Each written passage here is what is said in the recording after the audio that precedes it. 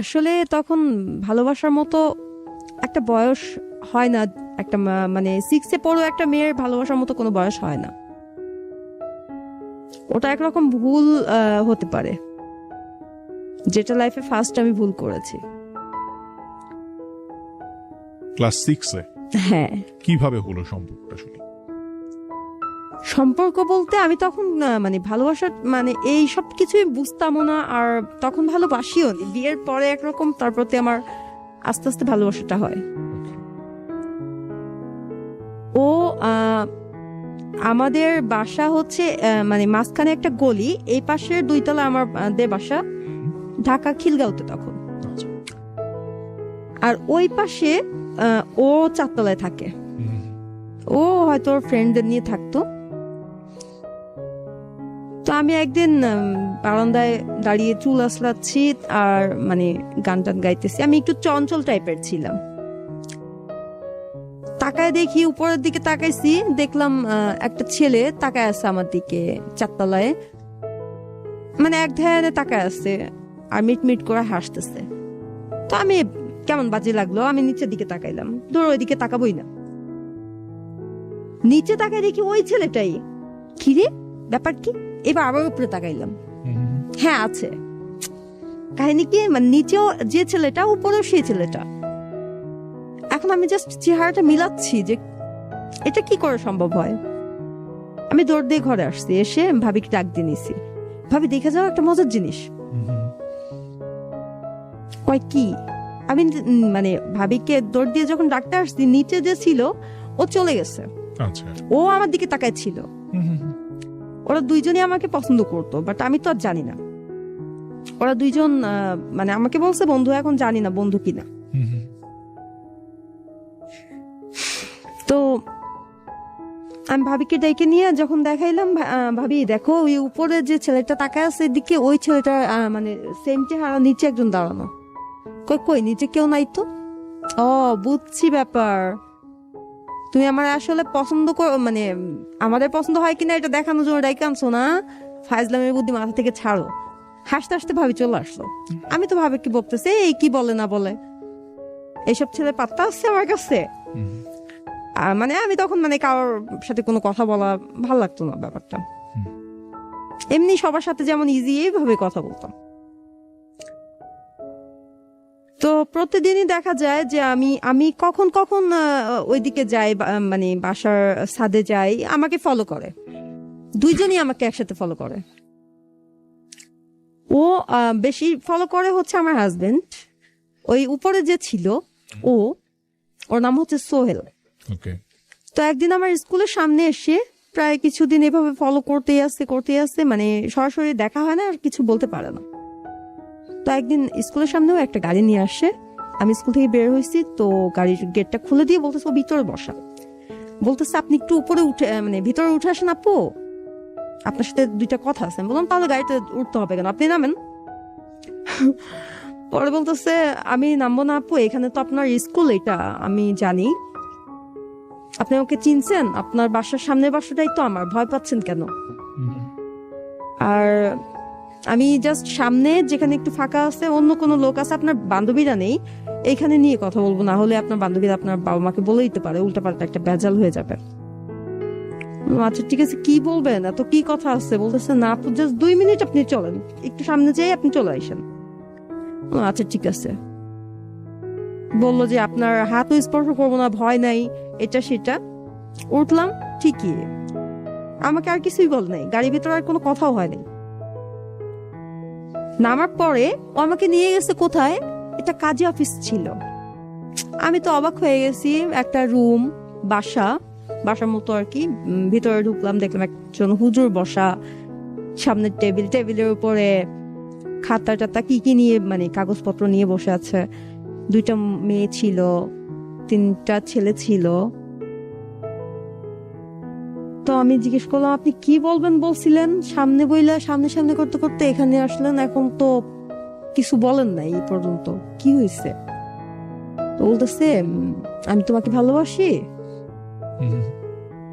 তুমি বাসো কিনা আমার জানার দরকার নেই, যেদিন বাসবা সেদিন তুমি আমার সাথে সংসার করো, সমস্যা নেই, কিন্তু তুমি আমাকে ভালোবাসার আগে আমি তোমাকে পেতে চাই।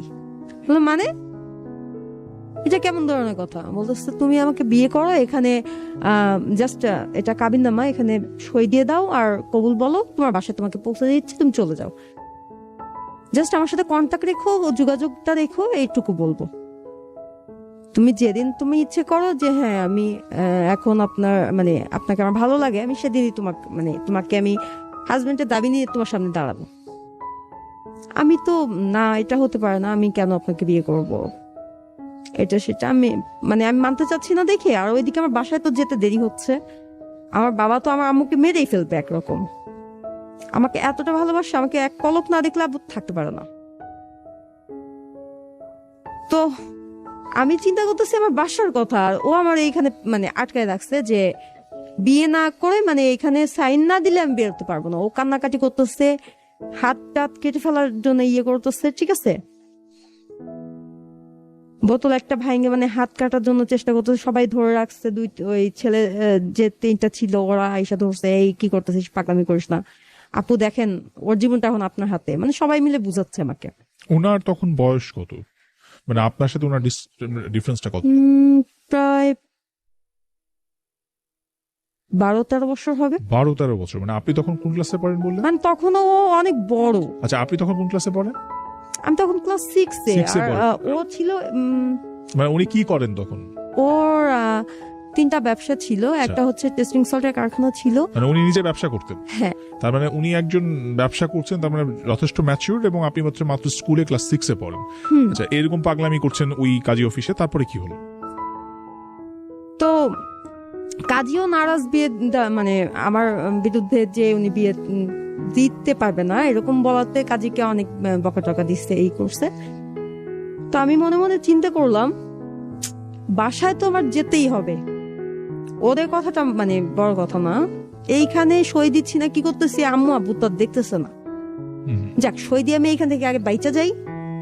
আপনার তখন সেই সেন্সটা নাই যে বিয়েটা না, এটা আসলে কি হচ্ছে আমার সাথে, এটাই যে আমার লাইফটা ধ্বংস হয়ে যাচ্ছে, এটা আমি বুঝি নাই। আমার মনে হয়েছে যে আচ্ছা সইটা দিলে তো আমি বাসায় যেতে পারতেছি, আগে আমি বাসায় যাওয়া দরকার। এরপরে ওর সাথে আর কথাই নাই বললাম, বা ভাইয়ার বইলা ওর একটা মাইর খাওয়াইলে শিক্ষা হয়ে যাবে, এরকম আর করবে না, এরকম মনে হচ্ছে আমার। এইখানে আমি বেশি কিছু বলা যাবে না, ওরা এতগুলা মানুষ, আমি তো একা, একটু চঞ্চল টাইপের, তো দুষ্টু দুষ্টু বুদ্ধি মাথায় আসতো। আচ্ছা সাইনটাই দিলাম, দিয়ে আমার কবুল বলতে বলছে, 1বার 2বার 3বার করে, আমি এবার ইচ্ছা মতো বলতেছি কবুল কবুল কবুল কবুল কবুল, এবার হয়েছে, এবার তাড়াতাড়ি আমার বাসায় দিয়ে আসেন। পরে নিয়ে গেছে, বাসায় নিয়ে গেছে ঠিকই, এর ভিতরে সত্যিও ওর কথা রেখেছে, আমার হাতটাও ধরে নাই, জাস্ট বুঝাচ্ছিল, কথা বলতেছিল ততক্ষণ যে দেখো এখন কিন্তু আমরা হাজবেন্ড ওয়াইফ, তুমি আমার স্ত্রী, আমি চাইলেই কিন্তু তোমার ধরতে পারি, ধরবো, এরকম ভয় দিচ্ছে। আমি এরকম করে উঠি, তো ও বলতেছে আরে ভয় নেই ভয় নেই, ইজি ভাবে বসো, তোমার ইচ্ছার বিরুদ্ধে আমি তোমার টাচ করবো না, তোমার হাতটাও ধরবো না, জাস্ট একটা কথা বলি রাখবা? হ্যাঁ বলেন। এখন তো আমার ভিতরে খালি ভয়ে আছি, আল্লাহ একবার বলে ধরবো কিনা, আবার বলতেছে ধরবে না, আসলে কি বলেন, রাখবা তো? হ্যাঁ। পরে বলতেছে তোমার বাসায় তুমি ফোন চালাও? আমি বললাম আমি তো, আমার ফোন নেই। বলতেছে আচ্ছা তোমার বাসায় কারো নাম্বার দাও। কার নাম্বার দিব? আব্বুর নাম্বার দিই? কাটে না, পাগল হয়ে গেছো? আচ্ছা ঠিক আছে, আমার নাম্বারটা লেখা দিই, তুমি নিয়ে যাও, কসম করে বলো তুমি আমার একবার হলেও কল দিবা, লুকায়। বললাম আচ্ছা ঠিক আছে, নাম্বারটা নিলাম, নেওয়ার পরে বাসায় সামনে নামাই দিয়ে গেছে। আমি বাসায় এসে দেখি যে আমার আব্বু তো এদিকে রেগে মেগে আগুন। কোথায় গেছিলে? বান্ধবীর বাসায় গেছিলাম। আমি আবার মিথ্যে বলতে পারি না, মিথ্যে বলতে গেলে আটকে যাই। তো যাই হোক, বললাম যে আব্বু আসলে অনেক ইয়েটি হয়েছে, তো অনুষ্ঠান ছিল বান্ধবীর বাসায়, তোমার বান্ধবীদের আমি চিনি, কার বাসায় গেছিল বলো? আমি বললাম বাদ দিবা এগুলো, এখন বাদ দাও, আমার ভালো লাগতেছে না, অনেক ক্লান্ত হয়ে গেছি রোদ্রে দিয়ে আসতে আসতে, এটা নিয়ে চিন্তা করো। কাটাই দিলাম কথাটা। এখন কাটাইলে কি হবে? এরপর থেকে ও আমাদের ছাদে পাইলেও ওই যে যে আগে ছাদে দেখা হইতো, মানে ছাদে গেছি তো দেখা হচ্ছে, বারান্দায় দাঁড়ালাম তো দেখা হলো বেলকনি থেকে, ও ইশারায় কথা বলে, আমি ইশারায় কথা বলি, ও আমাকে ইশারায় ভাবে জিজ্ঞেস করে তোমার আমার রিলেশনটা, আমাদের যে বিয়ে হয়েছে এটা তোমার আব্বুকে বলছো, বাসায় সবাইকে জানাইছো, সবাইকে জানে? আমি বলি না, পাগল নাকি, আমারই ধরে ভাঙবে। তো এভাবে চলতেই থাকে। তো এক পর্যায়ে ও 2-3 মাস পরে মানে ও প্রতিদিনই আমাকে বলে যে দেখো তুমি না বললে কিন্তু আমি চলে আসবো বাসায়, আচ্ছা। আমি একদম কাবিন নামা টামা সব নিয়ে তোমার আব্বুর সামনে শো করবো, তখন কি হবে দেখো। আমি তখন মানে হাত জোর করে মাপ চাই, প্লিজ আর একটু, আর কয়টা দিন, বইলো না কাউরে, মানে এইভাবে বুঝাই। এরকম করতে করতে একদিনও সত্যি চলে আসছে, 3 মাসের মতো হয়েছে, এরকম হয়েছে। এতদিন আর আমাদের মানে সরাসরি এইভাবে দেখা হয় নাই। ও 3 মাস পরে কি করলো, আমাদের বাসায় চলে আসছে, আব্বুর ড্রয়িং রুমে আব্বুর ফ্রেন্ড নিয়ে কথা বলতেছে, আমি তো আমার রুমে পড়তেছি। ও এসে যখন আব্বুর রুমে বসছে সালাম দিয়ে, আমি তোর কণ্ঠ শুনে চিনে ফেলছি। ও কি দিয়ে দেখলাম, হ্যাঁ এখন তো আমার ভিতরে কাপ শুরু হয়ে গেছে, মানে কি হইলো, এটা কি হইলো, এখন কি হবে। ও যা বলবে আব্বু কি তাই বিশ্বাস করবে নাকি আমার কথা শুনবে? তো সবাই চলে যাচ্ছে, ও যাচ্ছে না, কিছু বলতেছেও না। তখন আব্বু জিজ্ঞেস করলো যে বাবা তুমি কিছু বলবা, কি জন্য আসছো, কি ব্যাপার, তুমি কি আমাকে চেনো আগে থেকে? বললো হ্যাঁ চিনি। বললো কে আমি বলো তো, তোমার নাম কি? বললো আমার নাম সোহেল। আসলে আপনি কে সেটা বড় কথা না, আপনি আপাতত আমার শ্বশুর। হ্যাঁ বেয়াদব ছেলে, তুমি এগুলো কি শুরু করছো, এটা কি বলো, পাগল হয়ে গেছো তুমি, এটা পাগলা গারদ না, বের হও। কে ঘর ঢুকতে দিছিস কেন, বের কর। ফালতু ছেলে পেলে মানে দেখলেই যাকে দেখবি আমার অনুমতি ছাড়া ভিতরে ঢুকাই নিবি, রাস্তার সব ছেলে পেলে বাড়িতে নিয়ে আয়। ও বলতেছে না আমি রাস্তার ছেলে না, কথা যা বলবেন বুঝা বললেন, মানে একরকম বেয়াদবি শুরু করে দিচ্ছে, এটা তো অবশ্যই বেয়াদবি। বলতেছে দেখেন আপনি আমার কথা যদি বিশ্বাস না করেন আমি পেপারস দেখাতে পারি, আমি কাবিন করে আপনার মেয়েকে 5 লাখ টাকা কাবিন দিয়ে বিয়ে করেছি, শরীয়ত মোতাবেক সে আমার স্ত্রী, এখন তুলে যদি না দেন তুলে নিয়ে যাব। এখন নিব না, এখনো বাচ্চা তো, আরেকটু বড় হোক, জাস্ট আপনাকে জানাইতে আসলাম, আপনি কি করবেন না করবেন জানতে আসিনি। আব্বু তো প্রচুর খেপে গেছে, বলতেছে তোর 14 গোষ্ঠীরে মানে তোদের বাড়িতে দুবলা জ্বালায় যাবে, তো 14 গোষ্ঠীর ভিতরে বংশ মানে প্রদীপ দেওয়ার কেউ থাকবে না, বাতি জ্বালানোর মতো কেউ লোক থাকবে না, তোর এমন হাল করবো তারা। বলতেছে আপনি ইচ্ছা করলে পারবেন আমি জানি, কিন্তু তার আগে আপনার মেয়ের থেকে যাই না দেখেন, আপনার মেয়ে কি তাতে খুশি হবে না বেজার হবে, আমি আপনার মেয়ের কে এটা ওর থেকে যাই না নিয়েন। বলতেছে আমার মেয়েকে নিয়ে একটা কথা বলবি না, তুই ওকে চিনিস? আমার মেয়েকে আমি চিনি, ও এই ধরনের ফালতু মানুষ না, ওর সাথে মানুষ কথা বলতে গেলেই তো কথাই তো বলে না কারোর সাথে ঠিকভাবে, আর এমন কোনো কথা নেই যেটা আমি আমার বাবার সাথে শেয়ার করি না, জাস্ট একটা জিনিসই আমার বলা হয়নি, মানে একদম ফ্রেন্ডলি। আমরা একসাথে ডান্স করেছি, আমি বাবা আর আমি একসাথে ডান্স পর্যন্ত করেছি, এরকম একটা মানে ফ্রি। তারপর কি হলো? তো বলতেছে ঠিক আছে আপনার মেয়েকে এখনই ডাক দেন, ডাক দিয়ে জিজ্ঞেস করেন আমি মিথ্যে বলতেছি, আপনি প্রমাণ করবেন আমি মিথ্যে বলতেছি। আচ্ছা ঠিক আছে, দেখ মা এদিকে আসো তো। আমি তো 1 পাও 2 পা করে আসলাম, কারণ আমি তো সব শুনছি। আইসা আমি একবার ওর দিকে তাকাই, একবার আব্বুর দিকে তাকাই, মানে এখন দুইজন দিকে শুধু তাকাচ্ছি, আমি কাউকে কিছু বলতেছি না। আব্বু জিজ্ঞেস করছে, ও বলতেছে তুমি তুমি নাকি কি মানে একটা ভুল ত্রুটি করছো, ও নাকি এবাড়ির জামাই, কি সব আবি চাবি বলতেছে, ওকে তুমি চিনো? এখন আমি চিনি না বলবো কিভাবে, এটা তো মিথ্যা হয়ে যাচ্ছে। তাও আবার সামনে দাঁড়ায় বলবো আমি চিনি না, আর আব্বুর সামনে কিভাবে বলবো যে মানে হ্যাঁ বিয়ে হয়েছে, এটা তো বলা সম্ভব হচ্ছে না। আমি চুপ করে আছি, কথা বলতেছি না। এখন আব্বু তো বুঝে ফেলছে চুপ থাকা সম্মতির লক্ষণ, কিছু একটা অবশ্যই আছে। আব্বু চোখে চোখ পড়লে, আব্বু যখন চোখ গরম দিচ্ছে আমি আস্তে মাথা নিচু করে নিচ্ছি, বুঝতে পারছে তাহলে অন্যায় আছে, কিছু একটা হয়েছে। তারপরে পাত্তা দিল না, ওকে ধমকায় ঘাট ধরে বাইর করে দিল। তো যাবার সময় বলে গেল, থ্রেট করলো যে আজকে মেনে নিলেন না, ঠিক আছে বের করে দিচ্ছেন, চলে যাচ্ছে। বিয়ে যখন করছি সংসারও আমি ওর সাথেই করব। ও আমার বউ নামে না, কাজেও হবে, ও আমার বাড়িতেও যাবে, আমার ঘরেই থাকবে, আমার ঘরই করবে। বাবা মার মানে ততদিন অধিকার থাকে যতদিন বিয়ে না হয়। এখন ওর প্রতি অধিকার সব আমার, আপনাদের কারো না। বেশি অধিকার খাটাইতে চান না। আইন আপনারা চিনেন, আমিও চিনি। এখন চলে যাচ্ছি, তবে আমি আবার আসবো, একবারই আসবো ওকে নিতে। এটা বইলা চলে গেল। এখন ও চলে যাওয়ার পরে আমি আস্তে করে আসতে আব্বুর সামনে, ভাবলাম যে আব্বুকে জানাই বিষয়টা যেটা হয়েছে, যে না এটা এটা হয়েছে আমার সাথে। আমি বলার চেষ্টা করলাম, আমি জাস্ট ডাক দিছি আব্বু। আব্বু চোখ বন্ধ করে একটা থাপ্পড় দিল, দিয়ে অন্যদিকে ঘুরে দাঁড়াইছে, দাঁড়ায় বলতেছে, আলেয়া আমার মাকে ডাক দিল, তোমার মেয়েকে বলো আমার সামনে থেকে সরে যেতে, আর ওই নামে যেন ও আমাকে না ডাকে। অনেক সাধনা করছিলাম আল্লাহর কাছে, অনেক কান্নাকাটি করছিলাম, আল্লাহ মানে পরপর 3টা ছেলে দিছো, আমার ঘরে মেয়ে নাই।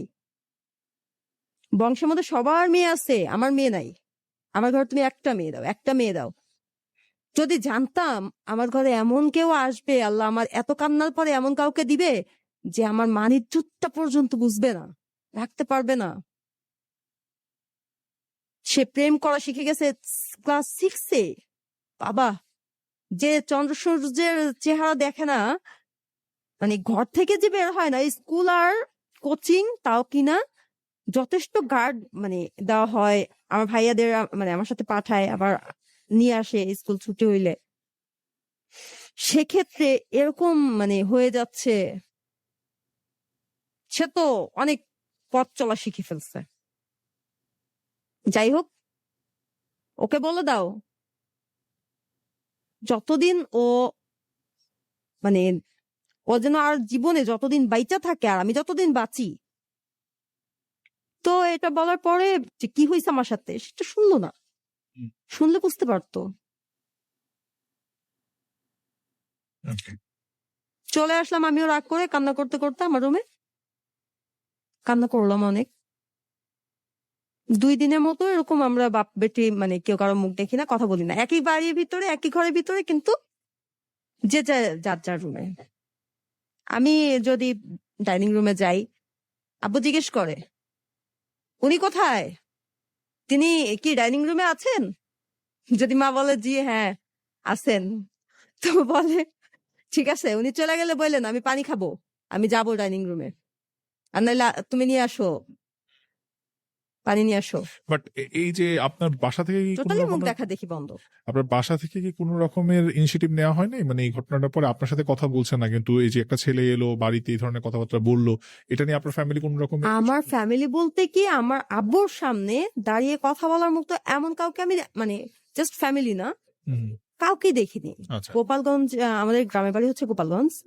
আচ্ছা, কিন্তু আপনার মানে এই যে একটা ছেলে এসলো বললো, মানে এ নিয়ে কোনো কিছু তিনি করেন নাই আর, মানে ওই ছেলেকে খুঁজে বের করা বা কেন এলো, কিভাবে বিয়ে হলো? যেখানে আমার বাবা ছিল কি ন্যায় নীতি বান লোক, তো মানে আর তার প্রচুর রাগ ছিল। সে গোপালগঞ্জে সে নিজেও আওয়ামী লীগ করতো, তারপরেও শেখ সেলিমের সাথে একটা সেলিম আঙ্কেলের সাথে একটা দ্বন্দ্ব হওয়া,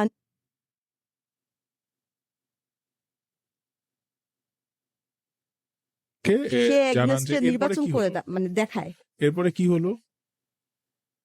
এরপরে যাই হোক, তার সামনে তো কেউ কথা বলা শ্বাস পায় না, আম্মু না ভাইয়া দাও না, সে যা বলে তাই, তাকে কেউ কারো কিছু বলতে হবে না, তার সাথে আমি কথা বলবো না, এটাই হচ্ছে তার শাস্তি। আসলে এটার চেয়ে বড় শাস্তি আমার কাছে কিছু নেই, কারণ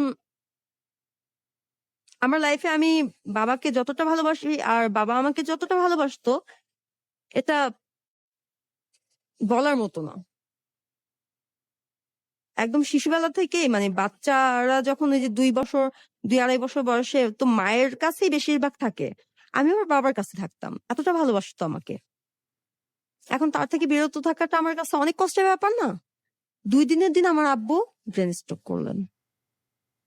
হয়তো এগুলো নিয়ে মানে তার ব্রেনে প্রেশার পড়েছে, এমন কিছু একটা হবে। হসপিটালে নেওয়া হয়, ডায়াবেটিস ছিল তো, বারডেমে ভর্তি করা হয়। উনি যখন আইসিইউ রুমের ভিতরে জ্ঞান ফিরলে ডাক্তার এসে বললো যে আপনারা যে কোনো একজন যেতে পারেন। কে যাবেন? আমি কান্না করে দিয়ে বললাম আমি যাবো। বললো আসেন। ডাক্তার ভিতরে গেল, আমি ঢুকছি আর আমাকে দেখে আব্বু মাথা ঘুরাই ফেলছে। মাথা অন্যদিকে নিয়ে হাত ইশারা করতেছে, মুখে তো অক্সিজেন লাগানো, উনি কথা বলতে পারতেছে না, কিন্তু হাত দিয়ে এভাবে মানে বুঝাচ্ছে যে চলে যেতে আমাকে। উনি আমাকে দেখতে চায় না। তো এটা ডাক্তার দেখে ফেলছে, ডাক্তার দেখে আমাকে জোর করে ধরে নিয়ে টান দিয়ে বের করে ফেলছে। বের করে বলতেছে আমি তো চেতে গেছি যে আপনি আমার বাবা, আমি দেখবো না, আমি কথা বলবো না, কে কথা বলবে? আমি তো একটা মাত্র মেয়ে, আমার থেকে বেশি অধিকার তো কারো নেই। তো বলতেছে আপনি কেউ না, আমার জানার বিষয় না। আমার পেশেন্ট এখন আপনাকে চাচ্ছে না দেখতে। আপনি কি চান আপনার বাবা এখন আবার মানে এমন ভাবে স্ট্রোক হোক এখানে যে উনি স্ট্রোক করলে মানে ওনাকে রাখা যাবে না, উনি মারা যাবে। এখন এই আবেগগুলো দেখায় না, আপনি ওনার সামনে যান না, উনি আপনাকে দেখতে চাচ্ছে না বলে উনি ভিতরে চলে গেল। আমার মা, আমি কান্না করে মাকে বলতেছি মা এগুলো কি বলতেছে, তুমি দেখো না, তুমি ডাক্তার বুঝাও, আমি ভিতরে যাবো, আব্বুর সাথে আমি কথা বলবো, আমি আব্বুকে দেখবো। আম্মু আমার সামনে হাত জোড় করে বসে পড়লো, বসে বলতেছে আপনার পাও ধরতে হইলে তাও বলেন, আমি আপনার পাও ধরতেছি। হাত জোড় করে আপনার কাছে আমি ভিক্ষা চাইতেছি আমার স্বামীর জীবনটা। তখন একটা মেয়ের কাছে কেমন লাগতে পারে বলেন?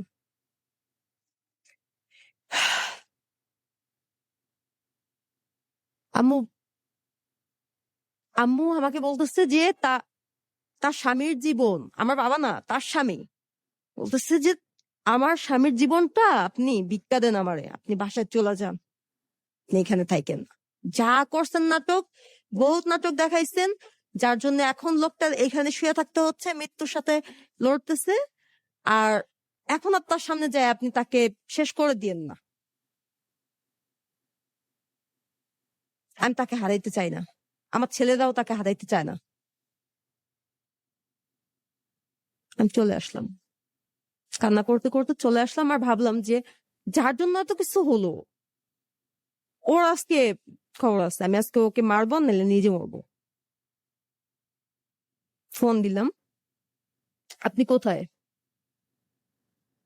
বলতেছে আমি বাসায়। বললাম আমি আসতেছি, আপনার আজকে খবর আছে, আপনাকে মেরে ফেলবো আমি, আপনার জন্য আজকে আমার বাবা হসপিটালে। এইটা করলাম আমি দ্বিতীয় ভুল। দ্বিতীয় ভুল মানে দ্বিতীয় ভুল বলতে ওই ভুলটার তুলনায় এই ভুলটা আরো বড়। আমার বোঝা উচিত ছিল আমি একটা মেয়ে মানুষ, আমি গেলেই তাকে গলা চিপে ধরে মেরে ফেলতে পারবো না। রাগের মাথায় অনেক কিছু ভাবা যায়। হ্যাঁ আমি চাঁদে চলে যাব, যাওয়াটা সম্ভব না, যেতে হলে ততটুকু অর্জন করে যেতে হবে। গেলাম, যাওয়ার পরে আমি তো বকতেছি, বকাবকি করতেছি, গিল ঘুষি দিতেছি, তাতে তোর কিছু হচ্ছে না। এখন সেটা বুঝি, তখন বুঝি নাই। বাট ও যেটা মানে করলো সেটা হচ্ছে একরকম আমাকে বুঝাচ্ছিল মাথায় হাত দিয়ে যে ঠান্ডা হও, শান্ত হও, বসো, তুমি স্থির হও, তুমি আমার মারবা, আচ্ছা মারো, আরো বেশি মারো, কিন্তু স্থির হও, মানে ঠান্ডা হও। যেটা হয়েছে খুব খারাপ হয়েছে আসলে, আমিও তো এটা চাই নাই। আপনি চান না মানে আপনি যে এরকম না করলে এটা হইতো, আপনার জন্যই তো হয়েছে। বলতেছে আচ্ছা ঠিক আছে আমার জন্য হয়েছে, মানে এইবার ও ওর ভাবে আমাকে মানে ওর কাছে টেনে নিচ্ছে। একরকম এটাকে জোর বলা চলে। তখনই আমরা স্বামী স্ত্রীর যেই সম্পর্কটা শারীরিক, হ্যাঁ, আপনি সম্পর্কে প্রথমবার আবদ্ধ ফিজিক্যাল হয়েছে, রিলেশনশিপে ওদিন ওনার সাথে গেলেন এবং সেই করছে। আমি ওখানে একরকম পুতুলের মতো হয়ে গেলাম। অসুস্থ হয়ে পড়েছিলাম, মানে বাসা পর্যন্ত যে মাঝখানে জাস্ট চিকন একটা গলি, কিন্তু আমার বাসায় যে আমি আসবো এরকম একটা পাচ্ছিলাম না, এতটা খারাপ লাগতেছিল, অস্বস্তি লাগতেছিল। বললো কিছুক্ষণ বসো, সরি টরি অনেক কিছু বলতেছে। আমি আর ভালো মন্দ কিচ্ছু বলতেছি না ওকে, ওর দিকে তাকাচ্ছিও না, কারণ তাকানোর মতো পরিস্থিতি ছিল না। খুব ঘেন্নাও ছিল তখন। পরে বাসায় চলে আসি অনেক কষ্ট করে। আসার পরে মাথায় তো একটা টেনশন আছেই আব্বুকে নিয়ে, ও কি করলো, এই কাজটা ও ভালো করলো না, এটাও আছে। কিন্তু আজকে যেটা হলো সেটা কেন জানি না মনের ভিতরে বারবার উকি দিত। ওকে ভালো লাগার মানে একটা অধ্যায় চলে আসতো একটু একটু করে, মানে ইচ্ছে হতো ভালো লাগার মতো, মনে হতো যে না, আমার সাথে তো কোনো খারাপ ব্যবহার কখনো করেনি, বকা দেয়নি, আহ সবসময় তো ভালোভাবে আমাকে বুঝায় কথা বলছে, বা সে যেটা করছে ভুল আমার সাথে সেটার জন্য সরি বলছে, কান্না করছে, ও কান্না করে দিছিল যে আমি বুঝি নাই তুমি এইভাবে মানে হয়ে যাবা, অসুস্থ হয়ে পড়বা, বা এরকম একটা ব্যাপার হবে।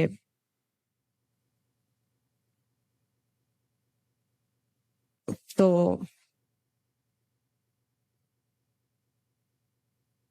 তারপর সরি, ও ওইখানে অনেক মানে সরি টরি বলছিল, ওই বিষয়গুলো আমার মাথার মধ্যে, ওর মানে ওকে, ওর প্রতি মায়া লাগার যে বিষয়টা, এটা ওইখান থেকেই হয় যে না, সে তো কান্না করে যখন সরি বলছে, এটা থাক। মানে সে কান্না করে সরি বলেছে, সাথে কি বাবার প্রতি একটু রাগ হচ্ছিল যে বাবা আমার কথা শুনছে না বা বাবা আমাকে দেখতে যাচ্ছে না, এরকম রাগ রাগ হচ্ছিল? দুজনের প্রতি হচ্ছে, ওর আচ্ছা প্রতি তো হচ্ছে যে ও বাসায় যে এটা কেন করলো, আচ্ছা যা ওকে বলার আমাকে বলতে পারতো। আচ্ছা। তারপরে কি হলো, একটু আমরা আগাই কারণ অনেকটা আর সময় চলে যাচ্ছে। হ্যাঁ ঠিক। তো এদিকে আব্বু সুস্থ হলেন, সুস্থ হওয়ার পরে বাসায় চলে আসছে। বাসায় আসলে ওই একই অবস্থা, সে আমার সাথে কথা বলতেই চায় না, সে আমার কোনো কথা শুনবেও না, বলবেও না। উনি মানে একরোখা ছিল, তো খুব জিদি মানুষ। আর আমি ওরকম এক ঘাটতারা, মানে ঠিক আছে নিজের বুঝ নিয়েই থাকো, শুনবা না, আমি আর কি বলবো, থাক। আমি আর বলি না। এদিকে আব্বু মানে ডাক্তার যা ওষুধ টষুধ দিছে কিছুই খায় না, মানে সেও একরকম না খেয়ে না খেয়ে মানে নিজেকেই নিজে হয়তো শেষ করছে, টেনশন করে উল্টা পাল্টা। বছর খানিকের মধ্যে আব্বু মারা যায়। ওই দিনও আমাকে নিয়ে মানে একটা ফোনে কথা বলা নিয়ে আর কি, ওর সাথে কথা বলতাম ফোনে লুকায় লুকায়। তো ওই দিন আব্বু জেনে যায়, দেখে ফেলে। ওই দিন আবার স্ট্রোক করে। ওই দিন হসপিটালে নেওয়ার আগে আব্বু শেষ হয়ে যায়। তারপর বাবা আব্বু চলে গেলেন পৃথিবী থেকে, আপনার হ্যাঁ মাথার উপর থেকে গোপালগঞ্জ। একটা বিশাল ছাদ চলে গেল। এরপর কি হলো? শুধু ছাদটা গেছে তাই না, সেই সাথে আমার সুখ, আমার হাসি, আনন্দ, ভালো লাগা, ভালোবাসার মানে আমার মানে ভালো যে দিকগুলো ছিল সবগুলোই হয়তো আব্বুর সাথে কবরে গেছে। ওকে তারপর আমি প্রাণ খুলে একটু হাসতে পারিনি, অনেক চেষ্টা করি হাসার জন্য, কারণ বেঁচে থাকতে হলে আমাকে হাসতে হবে প্রাণ খুলে। এই জন্য জোর করে হাসি, হাসার চেষ্টা করি। এখন আমি হ্যাপি আছি। ওকে তারপরে কি হলো? তো আব্বু মারা যাওয়ার পর বাড়িতে চলে গেলাম, সবাই বাড়িতেই মানে আব্বুর কবর দেওয়া হলো গোপালগঞ্জে। আম্মু আমাকে মানে মানে কেউই আমাকে সহ্য করতে পারতেছে না, দাদু ভাই, মেজো ভাই, ছোট ভাই, তিনজন, তিন ভাইয়ের এক বোন তুমি, তিনো ভাই আমার কাছে এসে বলতেছে, আপনি আমাদের মানে ঢাকায় যে বাসাটা, আপনি ওই বাসায় যায়েন না, আপনার তো এখন বাসা মানে অভাব নেই, আপনার তো স্বামী আছে, সংসার আছে, আপনি চলে যান, বা যা করবেন আপনার যেখানে ইচ্ছা আপনি চলে যান, আপনাকে আমরা কেউ চাই না, আপনার জন্য আমরা বাবা হারাইছি, আমরা এতিম হয়ে গেছি আপনার জন্য, আপনি আমাদের এতিম করে দিচ্ছেন, আপনাদের আমরা কেউ চাই না। আমি মানে দৌড় দিয়ে যে আম্মুর কাছে বলতেছি, আম্মু কি বলে, ওরা কি বলতেছে এগুলা, ওরা বাবা হারাইছে, আমি কি হারাই নাই, আমার কি হারাই নাই, আমি কি এতিম হই নাই, আমি কি আব্বুরে জোর করে গলা টিপে মারছি, আমার কথা তো আব্বু শুনেই নাই। এখানে দোষ আমার ছিল না। আম্মু আমার থামাই দিল, বললো দোষ আপনি করেন নাই, দোষ করছে আমি পেটে নিয়ে। আমার ভাইয়াকে ডাক দিয়ে বললো যে ওনারা বলেন চলে যাইতে, ওনার কিছু লাগলে নিয়ে যেতে বলেন, যা দরকার সব নিয়ে যাক। আমার স্বামীরে তো খাইছে, আমার স্বামীরে খেয়ে কি ওনার মানে মনের মিটে নাই? আর কত কি দেখতে চায়, আরো কত কিছু দেখাবে সে। চলে যেতে বলেন। আমি যার জন্য আজকে সাদা কাপড় পরছি আমি তাকে দেখতে চাই না, তার সাথে আমার কোনো কথা থাকতে পারে না। আমার ভাইয়াদের বলতেছে আমাকে চলে যেতে বলতে। চলে আসলাম বের হয়ে। চলে আসার পরে ও না, এটা ঢাকায় মানে 4 দিনের মিলাদ শেষ করে যখন ঢাকা আসা হয় তখন এই ঘটনা। খিলগাঁওতে বের হইলাম, বের হওয়ার পরে মানে ও ফোন করছে। ফোন দিলে আমি বললাম যে আপনি আর কি চান? আমি তো এখন রেল লাইনের দিকে যাচ্ছিলাম, আত্মহত্যা করা ছাড়া আমার কাছে আর কোনো পথ নাই। আপনার আরো কি কি ইচ্ছা আছে আমার প্রতি, যেটা মানে আরো কত কিছু আপনি আমার থেকে কাইরা নিতে চান বলেন? বাবা তো দুনিয়া থেকে হারাই গেছে, যাকে আর কোনোদিনও হাতে পায়ে ধরেও ফিরে আনা সম্ভব না। মা ভাই 3জন, মানে আমার ফুল ফ্যামিলি, সমস্ত কিছু আমার থেকে মুখ ঘুরাই নিছে। সবকিছু আমি হারাই ফেলছি আপনার জন্য। আমার লাইফে কিচ্ছু হারাইতে বাকি নাই। আরো কি কি চান বলেন? মৃত্যুর আগে আপনার শখগুলো পূরণ করে যায়, আপনার ইচ্ছাগুলো পূরণ করবো বলেন। বলতেছ তুমি কোথায় আসো এখন?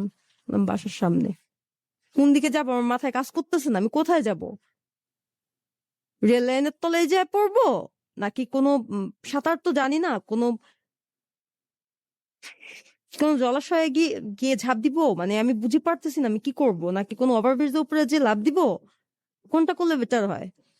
মানে কোনটা করতে গেলে আমাকে মানে লোকজন ধরে বাঁচাবে না? কারণ আত্মহত্যা করতে গিয়ে যদি বেঁচে থাকা হয়, এর থেকে লজ্জাজনক আর কিছু নেই। তো সেখানে ও চলে আসলো, আসার পরে ও আমাকে সাথে নিয়ে, সিলেটে ওর মা বাবা সবাই থাকে, কুমিল্লাতে ওদের মেইন বাড়ি, তো সিলেট নিয়ে চলে গেল। ও আমাকে বুঝাচ্ছে, দেখো যা হয়েছে হয়েছে, আসলে মানুষের হায়াত না থাকলে মানুষ বাঁচে না, এটা একটা অছিলা ছিল, মানে এইসব বুঝাচ্ছে। আম্মু ভাইয়ারা আজকে মানতেছে না, কালকে ঠিকই মেনে নিবে। একদিন না একদিন তো ঠিকই মানবে। আর এই বাড়িটা তো তোমারই, এখন যেখানে নিয়ে যাচ্ছি এটা তো আমার বাড়ি, বলতে তো তোমারই, আমার জাস্ট তো সবই তোমার। আব্বা আম্মা তো জানে না, আসলে ওনারা হয়তো একটু রাগ হইতে পারে, তুমি কোনো মুখের উপরে কোনো কথা বললো না, তোমার তো অনেক রাগ, একটু সামলায় নিও। আমি তো আসলে রাগটা, ও জোর করে আমার রাগ উঠাইছে, আর আমি বেয়াদব না। ওর বাবা মার মুখে আমি কেন কথা বলবো? আমাকে তো বেয়াদব বানায়নি আমার বাবা মা। তো ওখানে যাওয়ার পরে অনেক কিছু হলো, অনেক সিনক্রেট করলো, মেনে নিবেই না, তারপরও নিল মেনে।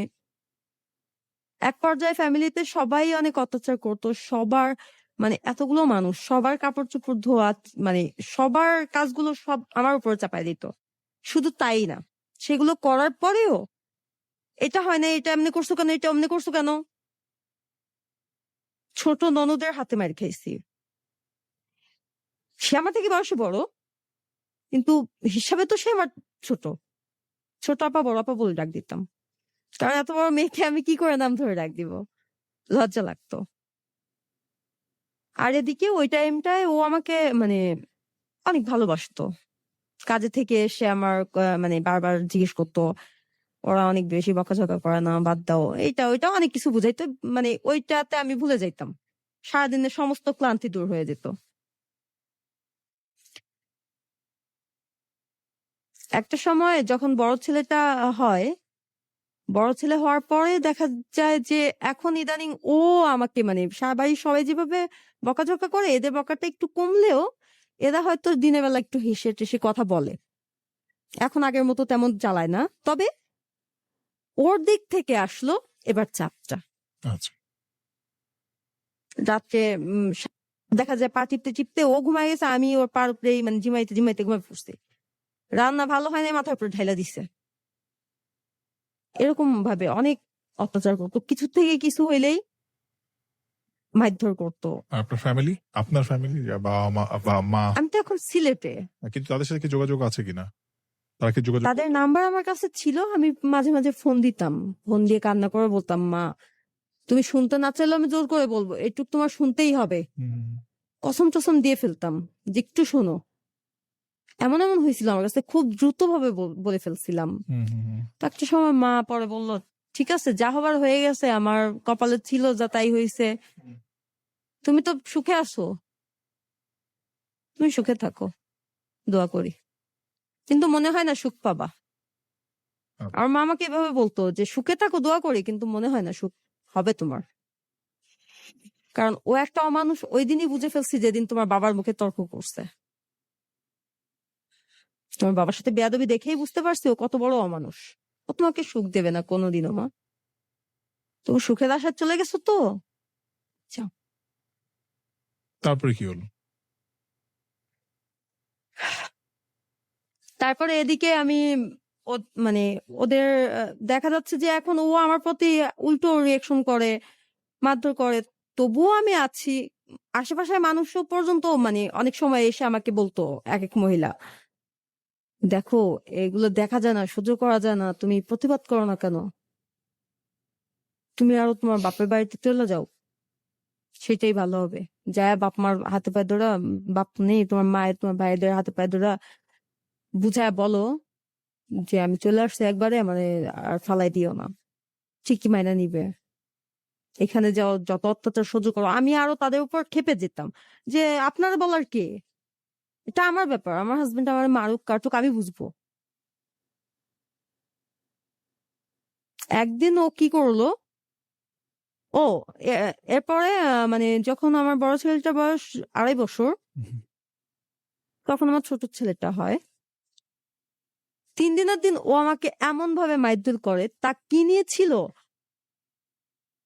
3 দিন কেন, 7 দিনের মধ্যে কিন্তু মাছ মাংস মানে এই জাতীয় জিনিস ঘরের ভিতরে ঢুকায় না কেউ। আচ্ছা। অন্তত মানে অ্যাটলিস্ট বাচ্চাটা যে রুমে আছে এই রুমটা ভিতরে নেয় না। ও রাত 2টার সময় নিয়ে আসছে মুরগি, কাটা মুরগি। ওইটা আমি তখন বাঁচবো, মানে তাও আবার পশম টসম সহ, ওই তখনই বাঁচতে হবে, বাইসা মানে ইয়ে করতে হবে, করে রান্না করে দিতে হবে।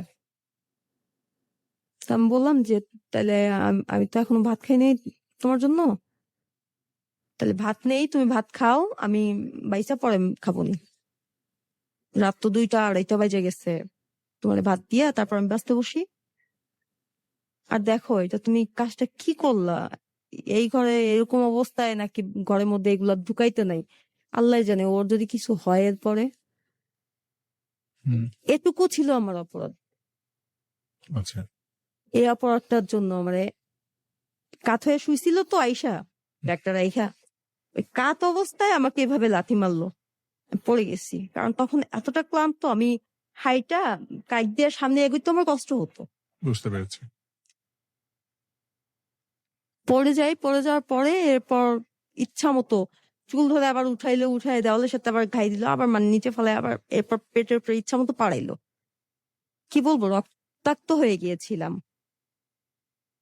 যেগুলো মানে বলার মতো না। যা হোক,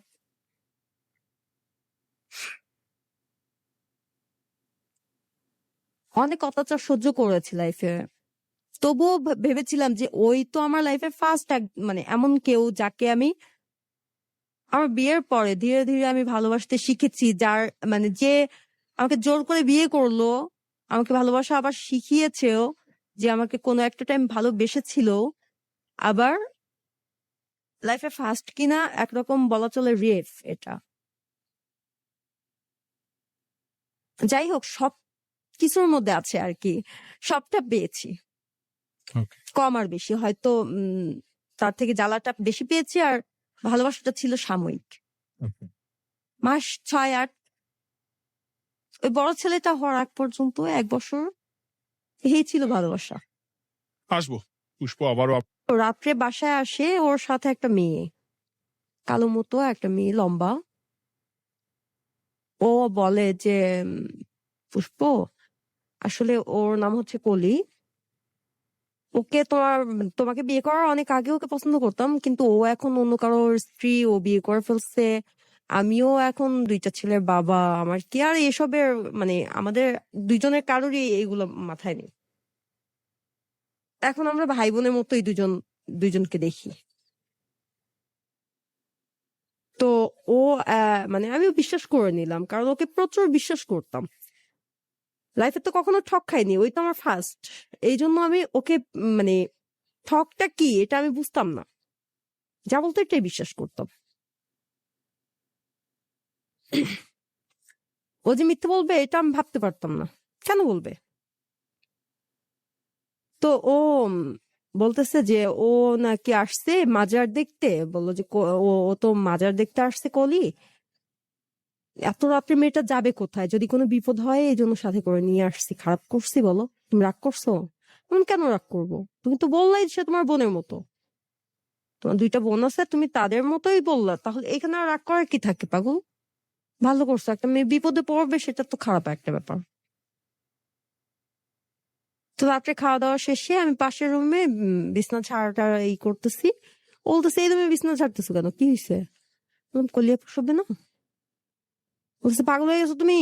সারাদিন দুইজন থাকবা, দুইটা মেয়ে, সারাদিন মেয়েরা মেয়েরা গল্প করো, অনেক কিছুই করতে পারবা, কিন্তু আমি সেই সকালে যাব আর আসবো কোন রাত্রে 12টা 1টা বাজবে ঠিক নাই। আমি তো আর কথা বলার টাইম পাবো না। এক ঘরেই করো, উপর নিচে করো, তাহলে তো হয়ে গেল। আমরা নিচে ঘুমাইলাম, একদিনের ব্যাপার, কিছু হবে না, ঠান্ডা লাগবে না বাচ্চার, সমস্যা নেই, তুমি উপরে কলিরে দিয়ে দাও, একদিনের তো ব্যাপার। আচ্ছা ঠিক আছে, উপরে কলিকে বিছনা করে দিলাম, আর নিচে সিস্টেমটা হলো খাটের সাইডটায় আমি, এরপর ছোট বাচ্চাটা, এরপর বড় ছেলে, তারপর ওর বাবা। আচ্ছা। এখন উনি বলতেছে এত মেয়েটা কি করছো? ওই মাথায় কলি, তারপর তুমি বাচ্চারা, এরপর আমি আমি এই মাথা থেকে চিৎকার করে কথা বলবো, কলি ওই মাথা থেকে চিৎকার করে বলবে, মাঝখানে বাচ্চা দুইটা ঘুমাবে? বললাম কথা তো সত্য, দুই সাইড থেকে কথার আওয়াজ আসলে বাচ্চা কিভাবে ঘুমাবে? ওই টাইমে আবার আমি 5 ওয়াক্ত নামাজ পড়তাম, কোরআন তেলাওয়াত করতাম, দোয়ার বই ছিল সেগুলো পড়তাম। প্রতিদিন ঘুমানোর আগে সূরা মুলুক পাঠ করতাম, মানে কবরের যে আযাবটা মাফের জন্য। তো এগুলোর জন্য ওই দিনও ওই নিয়মে ওইটা পড়তে উঠেই আমি টের পাই আর কি, না হলে জানতে পারতাম না। শোয়ার সিস্টেমটা চেঞ্জ করে ফেললাম, ওইখানে ও শুইলো, আমি যেখানে ছিলাম, কলি তো খাটে, এই সাইডটাতে, খাটের সাইডটাতে ও, তারপরে বড় ছেলে, এরপর ছোট ছেলে, এরপর আমি। আচ্ছা। লাইট নিবানো হইলো, বাচ্চাকে ঘুম পাড়াচ্ছি, বাচ্চা ঘুমাই গেছে। এখন চিন্তা করলাম তাহলে আমি সূরাটা পড়ে এসে তারপর ঘুমাই। উঠে লাইটটা জ্বালাইছি। আল্লাহর কসম আমার ভিতরে এতটুকু সন্দেহ নিয়ে আমি লাইট জ্বালাই নাই, তাহলে আমি লুকাই দেখার চেষ্টা করতাম সে কোথায়, হাতায় দেখতাম। কিন্তু আমার ভিতরে এক বিন্দু সন্দেহ ছিল না, এক বিন্দু মানে অবিশ্বাস ছিল না, কোনো খারাপ কিছু ভাবি নাই আমি ওই টাইমে, আমার মাথায় খারাপ কিছু ছিল না। প্রতিদিনের মতো আমি সূরাটা পড়ে ঘুমানোর জন্য উঠেছি, উঠে লাইটটা অন করেছি, আর সাথে সাথে চোখ বন্ধ করে লাইট অফ করে দিছি। যেটা দেখছি সেটা মানে বলার মতো ভাষা নেই আমার। মানে আপনি হাজবেন্ড ওয়াইফ যে এরকম একটা, মানে তারা ফিজিক্যাল রিলেশনে ছিল, হ্যাঁ। তাই তো? মানে আপনার হাজবেন্ড এবং যেই ভদ্র মহিলাকে তিনি বাসায় নিয়ে এসেছেন, সেটি নিজের ছোট বোনের মতো পরিচয় দিয়ে তার সাথে তিনি ফিজিক্যালি রিলেশনে আছেন, এবং সেই রুমে আপনার সন্তানরাও ছিল। ওরা তো ঘুমে। তারপরে কি হলো? আপনি লাইট অফ করে দিয়েছেন নিশ্চয়ই, আপনি যখন লাইট আমরা জ্বালিয়েছেন তো তারা তো নিচে, দেখেছে ও তো আপনাকে। উপরে উঠে চলে গেছে। হ্যাঁ, কিন্তু আপনি যখন ওরা লাইট, বুঝতে পারছে যে আমি হ্যাঁ। দেখেছি, যেহেতু লাইটটা অন হয়েছে অফ হয়েছে, হ্যাঁ, আমি অফ করে দিয়ে আমার মুখ আমি নিজে চেপে ধরে হ্যাঁ। বাথরুমের মধ্যে দৌড়ায় চলে গেছি। বাথরুমে সারা রাত কান্না করে কাটিয়েছি, কিসের আর কি পড়বো? ওকে। তারপর আমার তো দুনিয়াটাই মিথ্যে হয়ে গেল। তারপর কি হলো? সারা রাত কান্না করছি, আর বাথরুমের ভিতরে চিন্তা করতেছি যে মানে সকালে কি করব, আত্মহত্যা করব। এই ছেলে দুইটা মানে এই বাচ্চা দুইটা কোথায় যাবে, কি করবে? ওরা তো নানু বাসা চিনে যাইতে পারবে না, এখানে থাকলে তো ও ও এই আজরাইলের কাছে রাইখা গেলে ও মেরে ফেলবে, মানে এগুলো মনে হচ্ছে আমার। যদিও কোনো বাবা যত বড় খারাপই হোক হয়তো সন্তানকে মেরে ফেলতে পারে না, জানি না, হতেও পারে আবার নাও হতে পারে। কিন্তু আমার সাথে যতটা যা হয়েছে আমি তার থেকে আর কি তখন মনে হচ্ছে যে না, ওর কাছে আমি রেখে আত্মহত্যা করতে পারি না। আমি বাচ্চা দুইটার কাছে দায়বদ্ধ, আমাকে বাঁচতে হবে, যত কষ্টই হোক আমি চলে যাব। পরে ইয়ে করলাম, সকাল ভোর হলো যখন, উঠে নামাজ পড়ে চা নাস্তা বানালাম সিলেটি নিয়মে। প্রতিদিন সকালে উঠেই আগে চা, তো চা দিলাম। চা দিয়ে ও বলতেছে, কলিকার ওকে যখন চা দিতে আসলাম, ও বলতেছে তুই খাস না? আমি বললাম দেখেন আমি তো আপনার হাতে পুতুল, যেভাবে ইচ্ছা সেভাবে চালান, চলি। পেটটা তো আমার কাছে, এটা আমার কাছে থাক। কখন খিদে লাগবে, কখন খাবো কি না খাবো, এগুলো আমি দেখবো, আপনার আর দেখতে হবে না, বহুত দেখছেন। এবার অন্য কারোর দেখেন, অন্য কারোর বিষয় নিয়ে ভাবেন, ভালো হবে। তো বলতেছে যে বাহ, মুখে তো চটাং চটাং বুলি ফুটছে, অনেক অনেক কথা শিখে ফেলছো, পাখনা লম্বা হয়ে গেছে, তো পাখা বড় হয়ে গেছে, আইসা ছাইটা দিতেছি। কলি রেডি হও, ওরে রাইখা গেলে না জানি, ভাবছিলাম কয়দিন বেড়াবে, কিন্তু রাইখা যাওয়া যাবে না, রাইখা গেলে না জানি কি করবি। আচ্ছা। আমার সামনে কোনোদিন কথা বলে না যে সে আজকে, মানে ওর চিন্তা এটাই যে এতদিন কোনোদিন কথা বলি না, আজকে কথা বলতেছি ডাইরেক্ট। কলি রেডি হইতেছে, এদিকে ও আমাকে আবার বলতেছে, সাবধান করে দিচ্ছে, সাবধানে থাকিস, আজকে বাসায় আইসা এতদিন যা দেখোস নাই তুই আমার সেই রূপ আজকে দেখে ফেলবি। তোর আজকে কি করুম জানি না, আইসা জানি তোর না দেখি, তোর যদি দেখি আমার চোখের সামনে যদি পড়স তাহলে তোর খবর আছে আজকে। আচ্ছা। আমি চিৎকার করে হাসতেছি আর আমার চোখ দিয়ে টপ টপ করে পানি পড়তেছে ওই টাইমে, ওইটা শুই না। বললাম থ্যাংক ইউ, অসংখ্য ধন্যবাদ, যে কথাটা আমার ভিতরে ছিল আমি বলতে চাইছিলাম সেটা আল্লাহ আপনার মুখ দিয়ে বের করছে, তার মানে আল্লাহ আমার ডাক কবুল করে নিছে অলরেডি। আমি মনের ভিতরে কথাটা ধারণ করার সাথে সাথে আল্লাহ কবুল করে নিছে যে আপনার আমার এই শেষ দেখা, আর দেখা হবে না। আপনি বললেন না যে আপনি যেন আইসা আমার না দেখেন, দেখলে সমস্যা হবে, ওইটা তো পরের সাবজেক্ট, আইসা যেন না দেখেন। আর আমিও বলতেছি, এটা আমার মনে ছিল যে আপনার মুখ আমি আর দেখতে চাই না।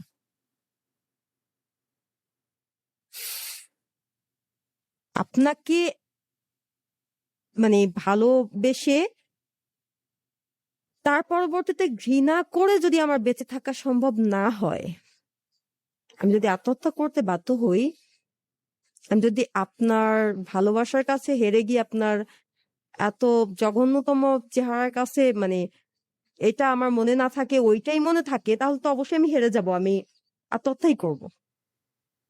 একদিকে ঘৃণা একদিকে ভালোবাসা, দুইটা নিয়ে আমি বাঁচতে পারবো না। কাজেই তখন আপনি হয়তো ছেলেদের পাবেন, না হলে ছেলেদের মুখও দেখতে পারবেন না। আপনি এতদিন আমাকে যত যা দিছেন সবকিছুর একটা মানে, আজকে একবারে আমি আপনাকে শোধ দিচ্ছি, বলে গেলাম যে আর কোনোদিন আপনি আমার মুখও দেখবেন না, ওদের মুখও দেখবেন না। বাবা হয়েছেন ঠিকই, তবে বাবার ডাক আপনি শুনতে পারবেন না, এটাই হচ্ছে আপনার জন্য শাস্তি। বলে চলে আসলাম। ও ও চলে গেল, ও চলে যাওয়ার পরে আমি চলে আসলাম ওদের নিয়ে। কিচ্ছু আনিনি বাসা থেকে, একটা মানে বাচ্চার কাপড়ও নিয়ে আসিনি। কোথায় গেলেন? গোপালগঞ্জ যাওয়ার জন্য আপনার যে বাস স্টেশন, হুম।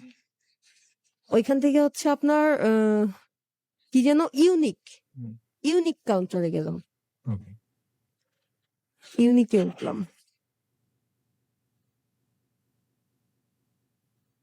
তারপর?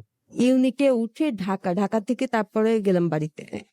বাড়িতে যাওয়ার আগে, বাড়িতে তো আম্মু আর ভাইয়া ঢাকা ছিল, ভাইয়াকে নি, ভাইয়ার কাছে আইসা পরে আম্মুর কাছে গেলাম। এদিকে আমি আসবো কিনি, আমার কাছে তো পয়সা নেই। নাক ফুলটা বিক্রি করে দিলাম 500 টাকায়, 450 টাকা ছিল তখন ভাড়া, এখন কত জানি না।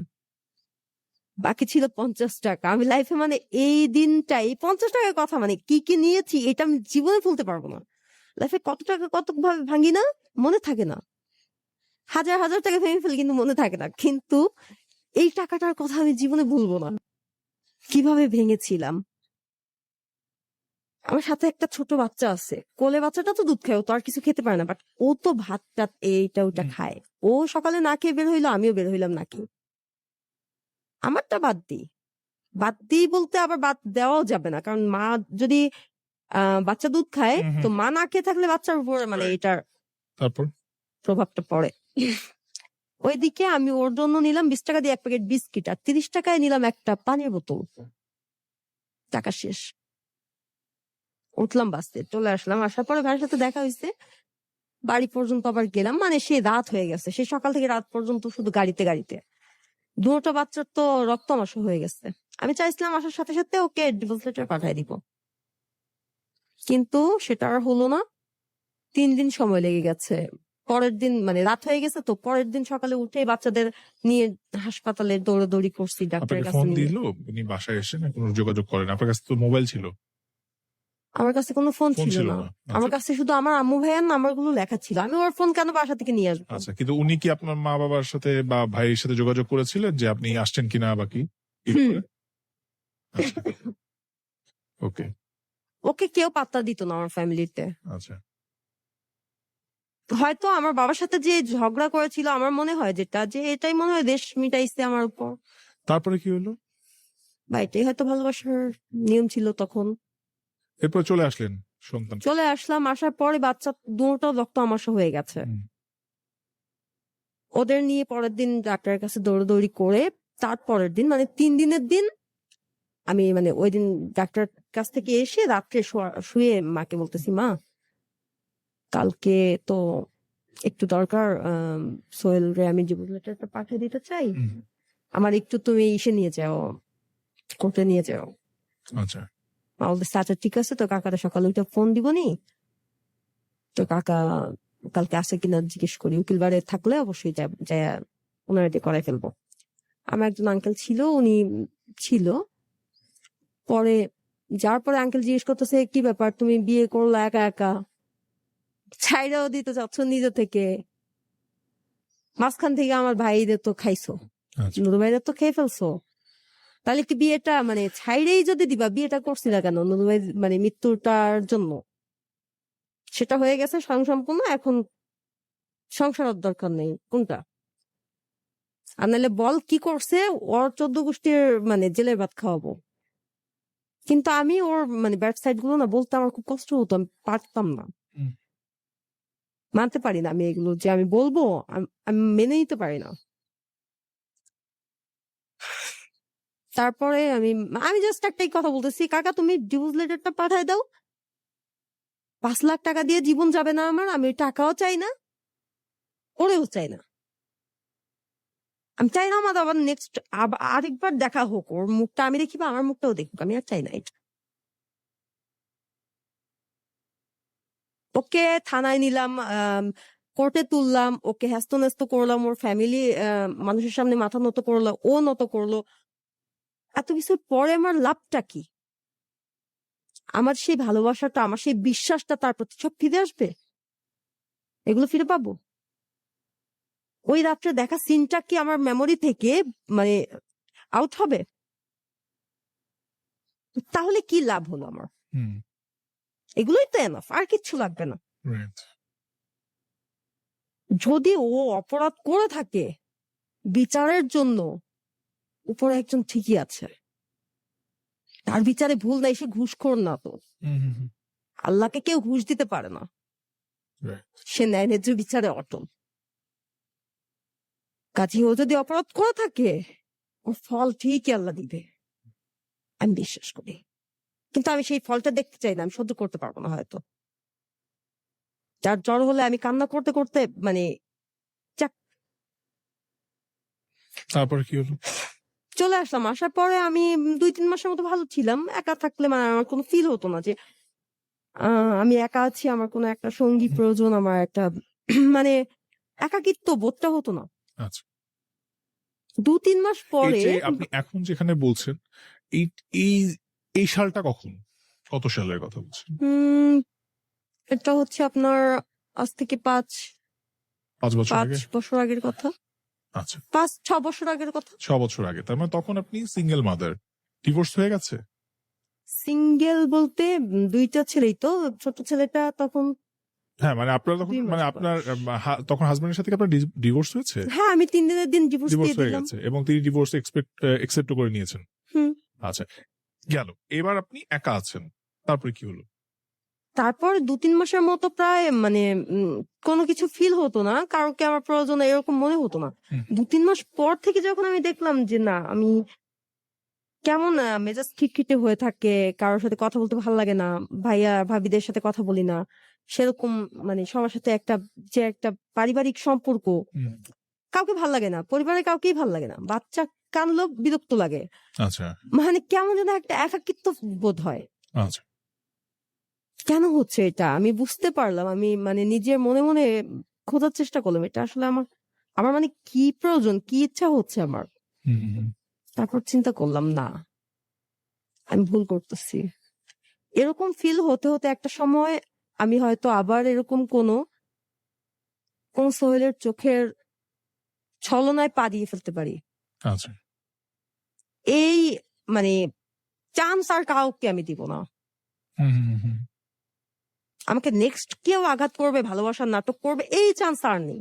ওকে কিন্তু এরকম আমার ফিল হইতে হইতে একটা সময় আমি মানে সজ্ঞানে থাকবো না, হুম, হুম, হুম। কোন একটা পদক্ষেপ আমাকে নিতে হবে। ওকে অনুপ কুমার নামের একটা ডাক্তার আছে, হিন্দু, হোমিওপ্যাথি ডাক্তার গোপালগঞ্জে। তো আমি অনুদার এখানে যাই, পরিচিত ডাক্তার ছিল তো, বাচ্চাদের ওষুধ টষুধের জন্য যাইতাম, দেখতাম যে না উনি খুব ভালো কাজ করে ওনার ওষুধটা। গিয়ে আমি বললাম, অনুদা আমি একটা দরকারে আসছি, একটা কাগজ কলম দেন, আমি লিখে দিচ্ছি। হুম, হুম, হুম। মানে মুখে বলার মতো তখন মানে এখন যেমন ইজিলি আমি কথা বলতে পারি, ওই টাইমে একটা ছেলের সাথে যে ইজিলি কথা বলবো মানে এরকম একটা ইয়া ছিল না। হুম, হুম, হুম, হুম। তো লিখে দিলাম যে অনুপদা আমার নারীত্বটা আজীবনের জন্য, সারা জীবনে আমার ফিল হবে না, মানে কোনো পুরুষ সঙ্গে আমার প্রয়োজন হবে না, এরকম কোনো ঔষধ আমাকে দেন যেটা সেবন করলে আমার লাইফে আর কখনো কাউকে প্রয়োজন হবে না। সে চেতে গেছে আমার উপরে, বসা থেকে দাঁড়া পড়ছে, হে তুমি কি আমার কষাই মনে করছো?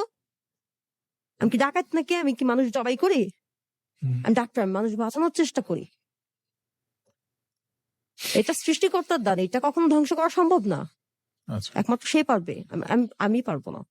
হ্যাঁ, এতটুকু করতে পারি যে তুমি যতদিন বিয়ে না করো ততদিন তোমার মাইন্ডটা ফ্রেশ রাখার জন্য তুমি একটা ওষুধ মানে 2টা ওষুধ বলতেছি, লিখে দিচ্ছি, এই ওষুধ 2টা নিয়ে নাও, খাইতে থাকো। যখন তোমার মনে হবে না তুমি বিয়ে করবা, কাউকে ভালো লাগছে, কাউকে পছন্দ হয়েছে, বিয়ে করতে চাও, বিয়ের পরে তুমি ওই ওষুধটা খাওয়া ছেড়ে দিও, তোমার আবার যে নারীত্ব সেটা আবার ফিরে আসবে, বরঞ্চ তার থেকে বেশি কিছু পাইতে পারো। তো আমি বললাম যে আমার তো আর ফিরে আসার দরকার নাই, ওইটা পরের হিসাব। এইটা আউট হয় কিনা আমার মানে আমি কোনো নারীত্ব আমার ভিতর থাক, আমি কোনো ছেলেকে আমার আমার বইলে ভাবতে পারি, এমনটা যেন না হয়। আচ্ছা আমি একটু দর্শকদের জন্য ক্লিয়ার করতে চাই, বিষয়টা হচ্ছে আপনি মানে ওই সময়টাতে যেটা চাইতেন আমি সেটা হচ্ছে যে ওষুধটার নাম বলি, না আপনি যদি ওষুধটার নাম বলবেন না প্লিজ, এটা বলা যাবে না। আমি আপনাকে সহজভাবে বলি, যেটা হচ্ছে যে আপনি যেহেতু আপনি তখন আপনার হাজবেন্ডের সাথে আপনার ডিভোর্স হয়ে গেছে এবং কিছুদিন থাকার পরে আপনার কাছে মনে হচ্ছিল যে আপনি ফিজিক্যালি আর কারোর সাথে ইনভলভ হবেন না এবং এই কারণে একটা মেডিসিন খুঁজতেছিলেন, তাই তো? হ্যাঁ, এবং সেটার জন্য ডাক্তারের কাছে যান যে আপনার যেন কোনো ফিজিক্যাল নিডের প্রয়োজন না হয়, প্রবলেম, হ্যাঁ। তাই তো?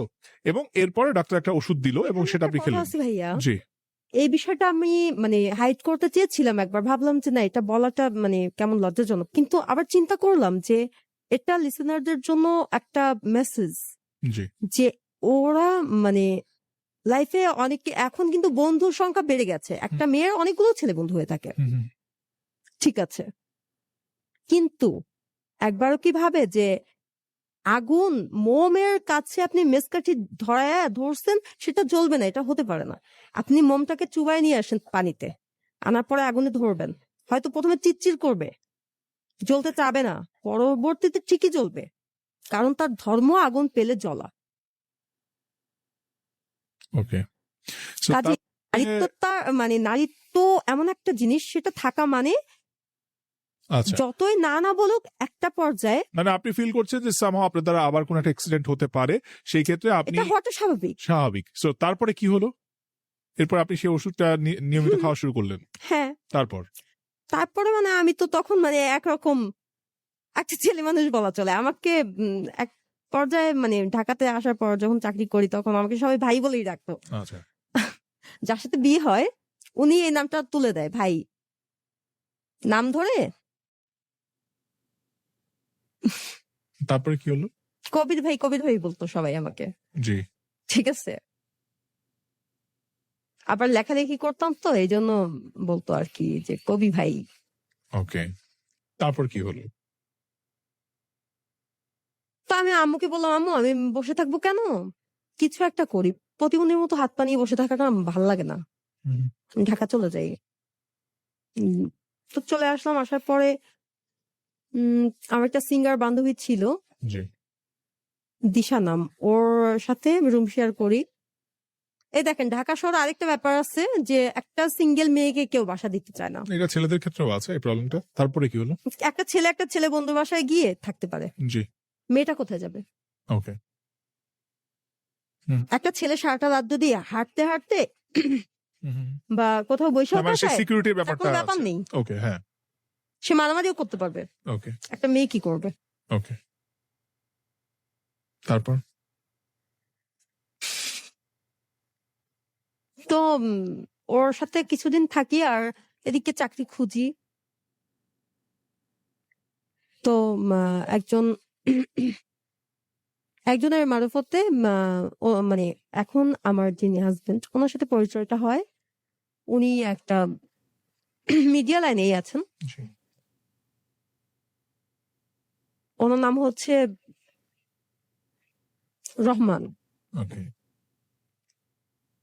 তো ওনার সাথে পরিচয়টা হয়, খুব সম্মানীয় একজন ব্যক্তি, তো সিনিয়র পার্সন, জি, বয়সে মানে কাজে কর্মে সমস্ত দিকই সবার শ্রদ্ধা মানে পাওয়ার মতো একজন, ওকে, সবারই শ্রদ্ধা ভালোবাসা পাওয়ার মতো একটা লোক। আচ্ছা, চরিত্র মানে সমস্ত দিকে সে অনেক গুণ। তো ওনার সাথে পরিচয় হওয়ার পরে ওনার অফিসেই চাকরি নেই, নেওয়ার পরে সেখানে চাকরি করতে থাকি।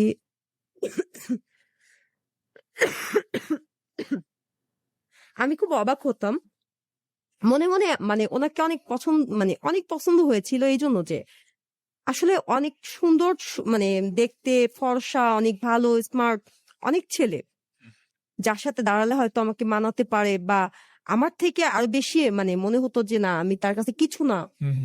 এমনও বিশাল একটা ভালো ভালো বডি ফিটনেস ছেলেরা আমার সামনে এসে আমাকে প্রপোজ করেছে। আমি হাইসা উড়াই দিছি, কারণ আমার তো মানে ওরকম কোনো ইয়া নেই, ফিল নেই। আমার সামনে যদি মানে 3 রাতও বৈশা থাকে, বৈশা থাইকা মানে আপনার মানে মধ্যে কোনো ফিলিংস আমার ক্রিয়েট হলো না। মনটাকে নরম করার চেষ্টা করে পারবে না। আচ্ছা, আমার মায়ের মতো হবেই না। ওকে, তো কিন্তু ওনার যে চরিত্রটা জি, আমার মানে বেশি বিরক্ত লাগতো এই বিষয়টা। আমাকে প্রপোজ করে, এ তো আমার থেকে ভালো কত মেয়ে আছে, দেখলেই প্রপোজ করার অভ্যাস এদের। আমার মাথায় কিন্তু ওই যে একটা ব্যাড সাইড ঢুকে গেছে, ওইটাই আছে। আর এদের বিষয়টা নিয়ে ওরকমই তো মনে হচ্ছে যে এরা ভালোবাসতে জানে, 2 দিন পর ভালোবাসা ছুটে যাবে, যারা হয়ে গেছে। বাট ওনার ব্যাপারটা, উনি কিন্তু দেখতে কালো, আচ্ছা, বয়স হয়তো একটু বেশি, বাট আমার চোখে উনি, মাইন্ড করবেন না মানে আপনারা তো মানে প্রাপ্তবয়স্ক হয়তো জি, 25-26 বছরের যে প্রাপ্তবয়স্ক মানে ইয়াং একটা ছেলে, আমার চোখে তাদের থেকে বেশি ভালো উনি। বাহ, চমৎকার, সব দিকেই আমার হাজবেন্ড মানে আমি খুব হ্যাপি। মাশাআল্লাহ। তো আমি অবাক হতাম এটা দেখে যে উনি, আমি এক জায়গায় বসে দেখা যাচ্ছে 2 দিন 3 দিন হয়ে যাচ্ছে, আরো লোকজন আসছে যাচ্ছে, বাট উনিও বসা আমিও বসা, সবাই আমার দিকে কাজ ফেলে হয়তো তাকায় ছিল অনেকক্ষণ, বাট আমি খেয়াল করছি। কিন্তু উনি ভুল করেও তাকাইতো না, কথা হচ্ছে ইজিলি কথা বলতেছে, কোনো ব্যাপার না। আর তখন তো আমি দেখতে সেরকম ছিলাম, বাট এখন আমার মানে মাথা টাথা ফাইটে গেছে, অনেক কিছু হয়েছে আমার লাইফে, সেগুলো থেকে আমি সব দিকে ভেঙে গেছি। আর যার গায়ে এভাবে করে অত্যাচার করা হয়, গরম ডাউল ঢেলে দেওয়া হয়, উত্তানো ডাউলটা আমার মাথার উপর ঢেলে দিছে। কি আচ্ছা, থাকে পুষ্প, আবার আমরা আপনার কাছে আসবো, আমরা একটু দর্শকদের কাছে যাব, তারপর আবার আপনার কাছে আসবো আপনার গল্পে। বন্ধু যারা শুনছেন জাগো এফএম 94.4 চলছে প্রণব লাভ স্টোরি। আজকের গল্পটা কিন্তু পুষ্প, এবং পুষ্প এসেছে আমাদের এই ঢাকা শহরের একটি জায়গা থেকে, এবং সে কিন্তু একজন হাউস ওয়াইফ। তো সে তার জীবনের প্রথম বিয়ের কথা বলেছে, প্রথম প্রেমের কথা বলেছে, এখন তার জীবনের পরবর্তী আরেকটা জীবন, এবং সেই জায়গাটায় কিভাবে প্রেম ভালোবাসা এলো সেই গল্পটা শুরু করেছে। তারা একটু আপনাকে জানিয়ে রাখি, হালকা কিংবা ভারী যে কোনো খাবারের সাথে নিজেকে সবসময় 100% কুল রাখতে সাথে রাখবেন প্রাণাপ, আর লাইফের প্রত্যেকটা মুহূর্তকে উচ্ছ্বাসে ভরপুর করে তোলার জন্য প্রাণাপ 2 লিটারের সাথে এখন প্রাণ লাগছে 170 মিলি একদম ফ্রি। প্রাণাপ, প্রাণ খুলে মনের কথা বলো। মনের কথা বলার জন্য যেমন পুষ্প আজকে এখানে এসেছে, জানি না আপনাদের কেমন লাগছে, বাট আমার কাছে মনে হচ্ছে যে জীবনের অনেক চরম সত্য কথাগুলো তিনি স্বীকার করে যাচ্ছেন, অনেক স্পষ্টভাবে বলছেন। হয়তো আপনার ভালো লাগছে, নয়তো নয়, কিন্তু আমাদের মনে হচ্ছে যে আমরা কিন্তু এই ধরনের স্টোরিগুলো আপনাদের কাছ থেকে চাই। যদি আপনাদের মধ্যে কোনো পুরুষ বা কোনো নারী, কোনো পেশাজীবী মানুষ কিংবা গৃহিণী অথবা কোনো স্টুডেন্ট যিনি দীর্ঘদিন ধরে বুকের ভিতরে এই ধরনের চাপা কষ্টগুলো রেখে দিয়েছেন, যেখানে ভালোবাসার সম্পর্কটা রয়েছে, অর্থাৎ প্রাণাপ লাভ স্টোরির অনুষ্ঠানটা যেখানে ভালোবাসার গল্পগুলো আমরা তুলে ধরি, যদি আপনাদের মধ্যে কেউ এই ফেসবুক লাইভটা আজকে দেখেন বা কালকে দেখেন, দেখার পরে যদি মনে হয় যে আমার জীবনের গল্পটা তাহলে আমি কেন বলছি না, যেমন পুষ্প আজকে শুরুতেই বলেছে যে ওর জীবনে যে ভুলগুলো ও করেছে সেগুলো স্বীকার করতে চায়, এবং আজকে ও গল্পের আকারে অনেকগুলো জিনিস সে স্বীকার করে ফেলেছে।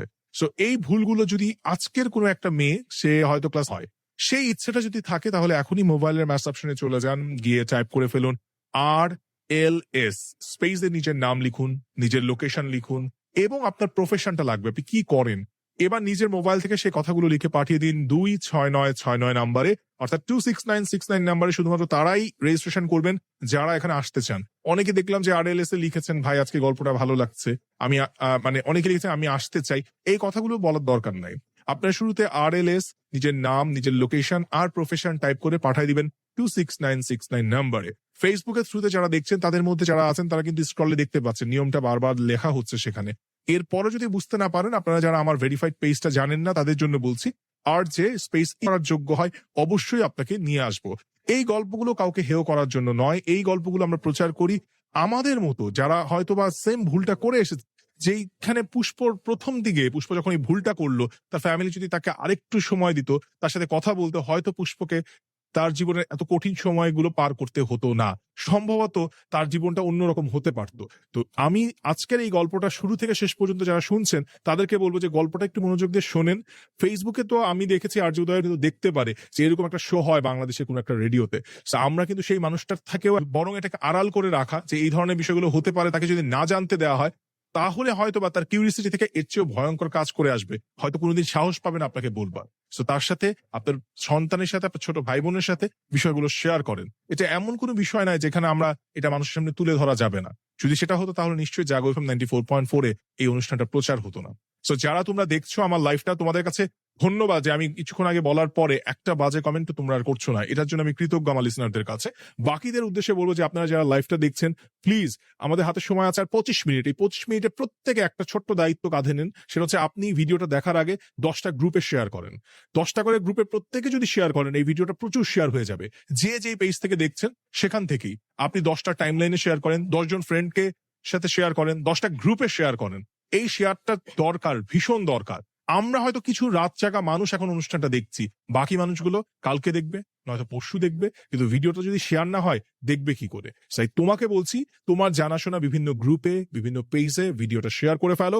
হয়তো পুষ্পর মতো এই ঘটনা তোমার আমার কারো না কারো ঘটবে, কেউ না কেউ ঘটাচ্ছে, হয়তো আমার ছোট ভাই, নয়তো তোমার ছোট বোন, কিন্তু আমরা চাই না তাদের জীবনটাও পুষ্পর মতো নষ্ট হয়ে যাক। আমরা যাই পুষ্পর কাছে, শুনি তারপর কি হলো।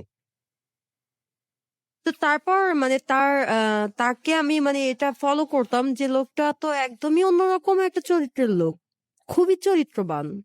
তার সামনে আমি কেন, যে কোনো মেয়ে বসে থাকলে দেখা যাচ্ছে যে কোনো পরি এসে বসে থাকলেও সে একটা বাজে নজরে তাকাচ্ছে না, তাকাবে না। অন্যরকম একটা লোক। তো কাজের ভিতরে এতটা মনোযোগী, কাজকে এতটা প্রধান মনে করে, সে তার প্রফেশনের জন্য তার জীবনও যদি চলে যায়, নো প্রবলেম, সেটা কেয়ার করে না।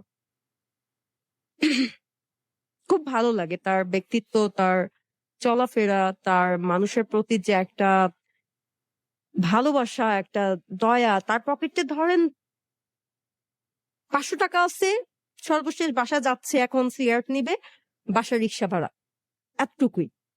এই 500 টাকা উনি হয়তো দেখা গেছে একজন অসহায় লোক আসছে, ব্যাস উনার পকেট একদম ঝাইরা, হ্যাঁ, 10 টাকা হয়তো লাগবে না যে রিক্সা ভাড়াটা নিতে হবে, যাইতে হবে আমার বাসা অব্দি। এই 30 টাকা আর 14 টাকা বা 15 টাকা দিয়ে একটা সিগারেট নিতে হবে, এতটুকু উনি রাখার কথাটা আমার মনে থাকে না, এমন একটা লোক। তো এমন করে ঝাইরা দেওয়ার পরে তখন যখন রিক্সা ভাড়া দেওয়ার সময় দেখে যে না, টাকা শেষ, তখন বাসায় ফোন করে বলে বাসা থেকে কাউকে টাকা দিয়ে লিফটের নিচে একটু নাইমা আসতে বলো। আচ্ছা। আর দারোয়ানকে বলা যায় যে ওনার যাইতে দিও না, একটু বসাও, টাকা আসতেছে। ঠিক আছে, তো এরকম একটা লোককে শ্রদ্ধা, ভক্তি হুম, সমস্ত স্থানে দিতে দিতে একটা পর্যায়ে তাকে ভালোবাসার স্থানে কখন নিয়ে এসেছিলাম আমি নিজেও জানি না। মুগ্ধ হয়ে যেতাম তাকে দেখতে। হুম, তার লাইফস্টাইলটা অন্যরকম একটা ব্যাপার। বাহ। এত মানে সে 3টা বাড়ির মালিক, মানে একদমই কোটিপতি একটা লোক। তাকে দেখলে মনে করবেন কি জানেন, হুম, গ্রাম থেকে মনে হয় আজকে এসেছে। আচ্ছা। না তার মানে যে এটা যে না যে সে আহ দেখতে হাবা হবে না, তা না। মানে একটা দামি শার্ট, একটা হাতে ঘড়ি টড়ি, মানে বিশাল একটা ব্যাপার নিয়ে চলে না, হুম, বাজারও নিয়ে চলে না, বাট তার গাড়ি আছে। হুম, সে একদমই নিম্নভাবে বাচ্চা চলাফেরা করবে, রিক্সায় যাবে, মানে অটোতে যাবে, এভাবে চলবে। আচ্ছা। কিন্তু মানুষকে দেওয়ার বেলায় কিপটামি নেই তার, একদম উজাড় করে দিবে, হুম, সে যেই হোক। আমি মাঝে মাঝে বলি যে আমি যদি ছেলে হতাম তাহলে হয়তো আমার ভাগ্যটা আরো ভালো হতো। বলে কেন? তো বলতো আপনার এই যে যারা মামা ডাকে, ভাইয়া ডাকে, কতজনে আছে, কত কিছু ডাকে, এই ছেলেগুলো তো আপনার সাথে দিন রাত 24 ঘন্টা কাটাচ্ছে, আমার হিংসা লাগে। আমি কেন ছেলে হই নাই? ছেলে হলে তো 24 ঘন্টা দেখতে পারতাম লোকটাকে। হুম, হুম, হুম, বাট এখন তো চোখে হারাই। good. যেটুকু সময় না দেখি সেটাই মনে হয় যে হয়তো প্রাণটা আমার থেকে একটু দূরে আছে। ভালোবাসাটা বুঝি আমি এর থেকেই। আমি একবার মাথা ফেটে গিয়েছিল, তারপর অনেকবার আমি অসুস্থ হয়ে পড়েছিলাম, মাথা ঘুরে পড়ে, মানে একটা অ্যাক্সিডেন্ট হয়, যেভাবেই হোক একটা অ্যাক্সিডেন্ট হয়ে যায়। তারপরে রাগ বেশি তো এই জন্য যে ব্যাপারগুলো হয়।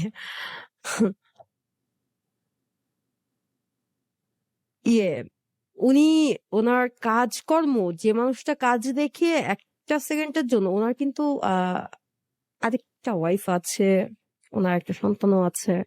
হুম, মানে উনি আরেকজন ওয়াইফ আছেন। মানে এটা কি আপনি জানতেন? জানতাম। আসলে আমার তো দুনিয়াতে একরকম সে ছাড়া কেউ নেই বললেই চলে। আচ্ছা, এই জায়গাটায় তাহলে বিয়েটা আমাকে যখন না হয়, পুষ্প, এবার তাহলে আমাকে কিছু প্রশ্ন করতে হবে। মানে এইটা আপনি কি তাকে তার সাথে আপনার পরিচয়টা কাজ করতে গিয়ে? পরিচয়টা তো কাজ করতে গিয়ে আচ্ছা, ভালো লাগে, সেটা কিন্তু আমি ভিতরেই রেখেছি, আমি বলিনি তাকে। আচ্ছা, এটা বলেছেন কতদিন পরে? আমি বলিনি, সেও কিন্তু আমাকে হয়তো পছন্দ করতো, পরে আমি জানতে পেরেছি, কিন্তু সেও বুঝতে দিত না, চোখের ফাঁকেও বুঝতে, মানে আমি তার চোখের চাহনিতেও এক বিন্দু বুঝতে পারিনি কোনোদিন। আচ্ছা, কিন্তু আপনার এই যে সে বিবাহিত, এই ব্যাপারটা জানার পরে কি বিয়ে করেছেন, নাকি যে বিয়ে করার পরে জেনেছেন? আগেই জানতাম, আগে প্রথম জানতেন? থেকেই জানতাম। আপনি প্রথম থেকে জানতেন যে উনি ম্যারিড? হুম, আচ্ছা, তারপরে কে আগে বললো বিয়ের কথা? বলি। তো এক সময় আমি অসুস্থ হয়ে পড়ি, আমার বাম সাইডের কিডনিটা মানে ইয়ে হয়, দুর্বল হয়ে যায়। হুম, পরীক্ষা করতে উনি নিয়ে দৌড়ায়। হুম, তো ডাক্তার ওনার সামনে, উনি আর আমি তো আর কেউ নেই যে উনি তাকে ভিতরে রেখে আমাকে মানে ধরতে বলবে, সে বাইরে দাঁড়াবে, তা তো না। ডাক্তার বলতেছে যে কি হয়, তো বলতেছে আমরা একসাথে ও আমার অফিসেই চাকরি করে। ছোট বোনও বলতে পারেন, ছোট একটা ভালো বন্ধুও বলতে পারেন। ওরে ভাই বলেই সবাই ডাকে। ও মানে একটা ছেলেদের মতোই আমাদের সাথী ভাই। তো বলতেছে মানে ওই যে কোনো ছেলেই আমাকে পটাইতে পারে না, এই জন্য ভাই বলে ডাকা শুরু করছে। তো ওনার সামনে বলতেছে যে দেখেন, আপনাকে ডিরেক্টলি বলতেছি না, আপনি একটু বুঝে নেওয়ার চেষ্টা করেন। আপনি কি এমন কিছু আহ সেবন করেন বা এমন কিছু একটা ব্যবহার করেছেন কখনো যেটা আপনার লাইফের কোনো একটা অংশ মানে ধ্বংস করার জন্য, কোনো কিছু শেষ করে দেওয়ার জন্য? বললাম হ্যাঁ। বললো কেন, ছেলে মেয়ে আছে? আমি বললাম হ্যাঁ 2টা ছেলে আছে, বাট উনি কয়, কি হয়েছে, চলে গেছে? আমি বললাম না, মারা গেছে। মারা গেছে বলতাম কেন, না হলে অনেক কথা উঠে আসে, অনেক কিছু জিজ্ঞেস করে, ভালো লাগে না ব্যাপারটা। তো আমি ইয়ে করলাম ওইখানে। উনি বলল যে ওনারে বলল যে দেখেন, উনি যেটা খায় সেটা ওনার আর যদি 2-3 বছর খায়, উনি একটা ওষুধ খায়, যে ওষুধটা আর 2-3 বছর খাইলে হয়তো যাইতে পারবে তাড়াতাড়ি। কিডনি একটা জ্যাম হয়ে গেছে, এই ওষুধটার সাইড এফেক্ট। আর যত দ্রুত সম্ভব আপনারা যখন আসছেন পরিচিত বড় ভাইয়েরা, দেখে শুনে ওর জন্য একটা ছেলে দেখেন, ওকে বিয়ে দিয়ে দেন, তাহলে হয়তো ও বাঁচতে পারে। আর না হলে ও যেভাবে চলতেছে এভাবে চলতে চলতে খুব শীঘ্রই মেয়েটা চলে যাবে। তো আমি ওকে মানে জিজ্ঞেস করলাম কি হয়েছে, আপনি কাঁদতেছেন কেন? আরে ভাই, হায়াত মৌত যতদিন যার আছে সে ততদিন বাঁচবে, এগুলো বাদ দেন, ভুয়া কথা। বললো তুমি কি ওষুধ খাও বলো। বললাম এইগুলো শুনতে পারবেন না আপনি, শোনার মতো না, সমস্যা নেই বলেন। পরে উনি বলতেছে না, তুমি ডাক্তার বিয়ের কথা বললো কেন? আমি বুঝতে পারছি, এটা বাদ দাও, বাদ দিয়া জীবনটাকে সুন্দরভাবে দেখার চেষ্টা করো, একজনকে নিয়ে পড়ে থাইকো না। তোমার জন্য ভালো কেউ ওয়েট করতেছে হয়তো, এই জন্য হয়তো আল্লাহ তোমার জীবন থেকে এই অভিশাপটা দ্রুত তাড়াই দিছে। ভালো কিছু ভাবো, বাচ্চা 2টার জন্য তোমাকে বাঁচতে হবে, এইভাবে নিজের জীবনটা শেষ করে দিও না। অনেক কান্না করতেছে। তুমি বলো তোমার পছন্দের কোনো ছেলে আছে, আমি তার হাতে তোমার তুলে দিব। সে তোমার পছন্দ না করলে তার তুলে নিয়ে আসবো, সমস্যা নাই। তো আমি বললাম যে আমারে বিয়ে দেওয়ার জন্য আপনার এত মাথা ব্যথা কেন? আমি বাচ্চা মরি, থাক না আমার ভিতরে, আপনি কাঁদতেছেন কেন, আপনার চোখে পানি কেন, এইটা বলেন। তো যাই হোক, পরে বললাম হ্যাঁ আমার পছন্দের আছে একজন, কিন্তু সে ম্যারিড, সে বিবাহিত, এখানে মানে হবে না, সম্ভব না। কেন সম্ভব না, কেন সম্ভব করে দেখাবো, তুমি বলো খালি। বললাম আপনি, আপনাকে যতটা মানে ভালো লাগে, আপনার দিকে যতক্ষণ তাকায় থাকি এরকম কারোর দিকে তাকায় থাকি না, এতটা ভালো কাউকে লাগে না। তো আমি জানি আপনি এখনই বলবেন যে এটা কি বললা, দুষ্টামি করলাম, বাদ দেন। সত্যি, কিন্তু তখন মানে একটু মানে হেলান দিয়ে বসা ছিল তো, সোজা হয়ে বসলো, বসে বলতেছে তুমি যাই না বলতেছো তো, আমার মানে তোমার ভাবি আছে, আমার বাচ্চা আছে, এগুলো সব জানো, তুমি জানো না? হ্যাঁ জানি, এই জন্যই তো বললাম দুষ্টামি করছি, বাদ দেন।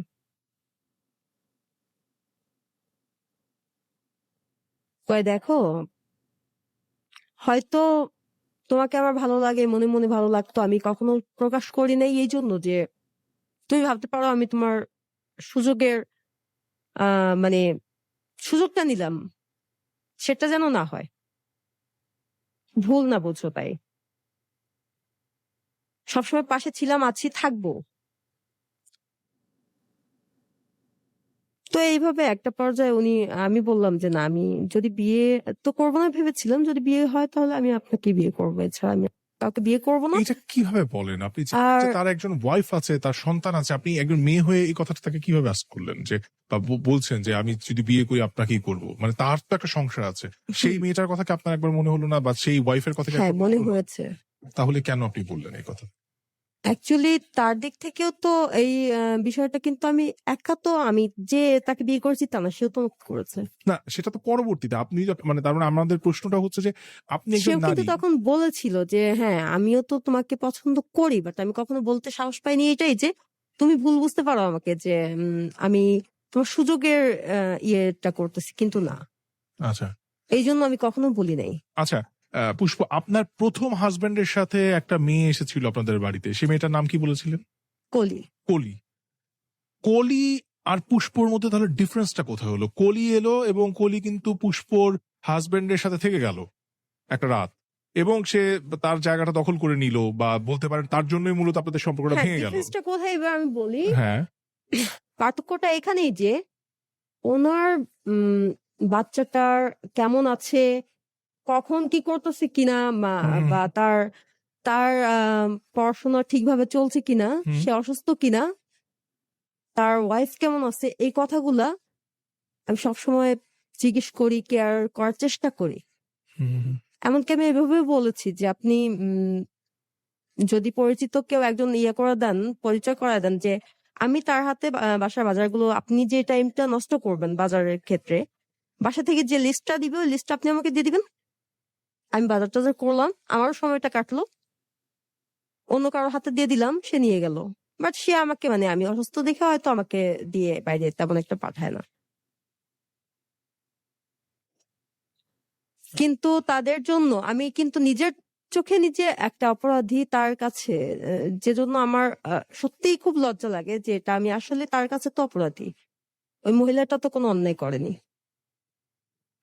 কিন্তু সত্য বলতে এই লোকটা ছাড়া না পৃথিবীতে আমি, মানে পুরুষ ছেলেরা ছেলেরা মানে তারা পুরুষত্ব আছে বলেই পুরুষ, হ্যাঁ, মেয়েরা নারীত্ব আছে বলেই নারী, কিন্তু মানুষ আমি দেখি না। হুম, হুম, হুম। আমি লোকটার ভিতরে মনুষ্যত্ব দেখেছি, আচ্ছা, আমি একটা মানুষকে ভালোবেসেছি। তো মানে আপনার কি, তাকে ভালো যখন বাসলেন তখন কি আসলে আপনার মাথার মধ্যে কি ছিল যে আপনাকে আঁকড়ে ধরে বাঁচতে হবে তাকে, এরকম কিছু যে তাকে আমার প্রয়োজন? বিকজ আমার কথা হচ্ছে যে সে তার ওইখানে ঠিক রেখে, তার ফ্যামিলি ঠিক রেখে, হুম, আমি আজ অব্দি, সে যখন বলেছে মানে আমি এখন তার জন্য পাগল হয়ে আছি, তাকে একটা পলক দেখতে চাই, হুম, সে জাস্ট যদি তার সন্তানের কথা বলে না, যে ফোন দিছে এখন বাসায় যেতেই হবে বলছে, আমি কি আসবো, এসে দেখা করে যাবো, আমি বললাম না, আমার কিন্তু বুক ফেটে যাচ্ছে, তারপর আমি কখনো বলি না, আমি বলি না বাসায় চলে যান, কালকে ঠিক আসবেন তো, মানে হয়তো এতটুকু বায়না ধরি, আচ্ছা, একটু আমি এবার কালকে ওই আইসেন জায়গাটায় প্লিজ, যাব। ওইভাবে বলি। পুষ্প, আমি একটু ওখানে যাই যে তারপরে বিয়ের কথা হলো আমি সেটা। তাদের থেকে কখনো কেড়ে নিতে চাই না, আচ্ছা, এটা তো আপনি বলছেন, কিন্তু আপনি যদি একবার ওই জায়গাটায় বসেন, এটা কি আসলে হয়? সম্ভব না। আমি তো নিজেই বলি যে আমি তার কাছে অপরাধী। হ্যাঁ, ওই জায়গাটায় আমরা একটু ফিরে যাই, ওই সময়টা ৫ বছর আগে। তো তারপরে আপনি ও এবং তো সেটা করেনি, ও তো আমার সাথে বিট্রে করছে, মিথ্যে বলছে, আচ্ছা, না আমি আপনার ওই ও তো বিয়ে করে আনেনি। আচ্ছা, আমি আপনার সাথে যেটা বলতে চাচ্ছি সেটা হচ্ছে যে আপনি এবার এই ভদ্রলোকের সাথে বিয়ে নিয়ে কথা হলো দুজনের মধ্যে যে এটা কেন করা হচ্ছে একটা মানুষের জীবন বাঁচানোর ক্ষেত্রে? হুম, আমি তো অন্য কোনো কারোর ভিতরে মনুষ্যত্বটা যে মানে সে হুম, ভালোবাসার কথা আমাকে বলতেছে, কালকে যে মানে বিপরীতটা করবে না, ও তো বলেছিল হুম, ওরকমটা হবে না, হুম, তার বিশ্বাস কি?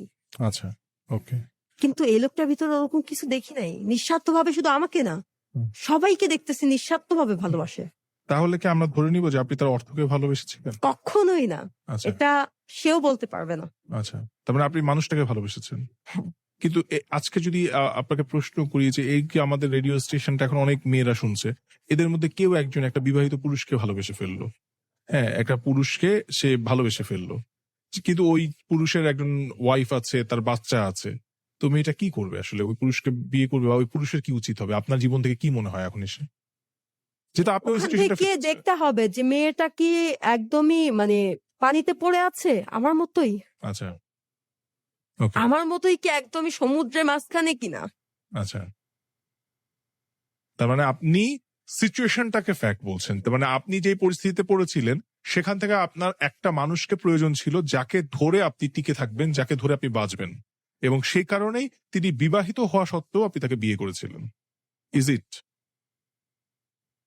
আর তার ব্যক্তিত্ব, না, তার মানে ব্যক্তিত্ব তার আমি বলেছি যে সমস্ত কিছু যদি প্রতি, আপনি মানে আপনার সিচুয়েশন যদি ডিফারেন্ট হতো, আপনার যদি আগে বিয়ে না হতো এবং আপনার যদি পরিস্থিতি এরকম না হতো, আপনি কি জেনে শুনে একজন বিবাহিত পুরুষকে বিয়ে করতেন কিনা? আমার প্রশ্ন হচ্ছে এটা। তাকে ভালোবেসেছি, কাজেই বিবাহিত বলতে আমি কখনোই তাকে বলি নাই যে দেখেন বিবাহিত পুরুষ যে দ্বিতীয় বিয়ে করতে পারবে না, সেটা কিন্তু না। হুম। এরকম যদি হতো তাহলে আমাদের হুজুর পাক চারটে না, আমি আমি ওই ব্যাখ্যাতে যাব না। আমি আপনাকে যে প্রশ্নটা করেছি আর সেটা আমার হচ্ছে হাজবেন্ড যেটা করেছে, জি বিট্রে করেছে। সে যদি আমাকে বলতো আমি আরেকজনকে বিয়ে করতে চাই, জি আমি তাকে এভাবে বলেছি যে তুমি কখনো মিথ্যা বলবা না আমাকে, তুমি খুন করে আসো, ওকে তুমি এসে বলবা যে আমি ফার্স্ট করেছি, এটা আমার মানে ভুল হয়ে গেছে, রাগের মাথায় করে ফেলেছি, আমি ওই খুনের মানে ভারটা আমি নিব, ওকে। সো আমি কিন্তু আপনার এটা আমি মানবো না। আমি যে বুঝতে বোন পেরেছি। পরিচয় দিয়েছো সেখানে না আরেকটা না, সে ব্যাপার তো দেখবো। ক্রিমিনাল। আপনি প্রথমে যার কথা বলেছেন হি ইজ এ ক্রিমিনাল, আমরা তাকে নিয়ে কথা বলছি না। আমরা আসলে কথা ওখানে বলছি আমার জায়গায় অন্য কোনো মেয়ে হলে কি করতো সেটা আগে না, বলো, আমরা আর আমি কি করেছি। আমি আপনাকে সেটাই বলছি যে আপনি ডিভোর্স দেওয়া উচিত ছিল, আপনি তাকে ডিভোর্স দিয়েছেন। উহুম, আপনি তো ডিভোর্স ওইখানে দিয়েছেন। সিনক্রেট করতো ফার্স্ট, না, সেটা তো যার যার ব্যক্তিত্বের ব্যাপার, বাট আমাদের প্রশ্ন হচ্ছে আমি যেহেতু কিন্তু সেটা করিনি। আপনি পরবর্তীতে আমি আমি পুরো ঘটনা শোনার পরে শেষে গিয়ে আমি যেখানে থমকে দাঁড়িয়েছি সেটা হচ্ছে যে আপনি একজন বিবাহিত পুরুষকে বিয়ে করেছেন, তার ওয়াইফ আছে, তার সন্তান আছে। এইবার একটু ওই জায়গাটা চলে আসবো যে এই যে তারা যখন প্রথম জানলো বা তিনি কিভাবে বিয়েটা হলো মানে আপনাদের মধ্যে। প্রথমে তো কথা হলো যে তিনি জানেন না, তখনও জানতেন না, তখনও উনি জানতেন। জানে না, আচ্ছা বড়াপা জানে না, আচ্ছা, মানে এখনো জানে না, জানে না, মানে আজকে অবধি জানে না। জানে না। কতদিন হয়েছে বিয়ে হয়েছে? আমার এই মুখোশের আড়ালে বসা এই জন্যই। আচ্ছা, কতদিন হয়েছে বিয়ে হয়েছে আপনার? বিয়েটা হয়েছে কতদিন? উম বছর 3-4। 3-4 বছর হয়ে গেছে বিয়ে হয়েছে।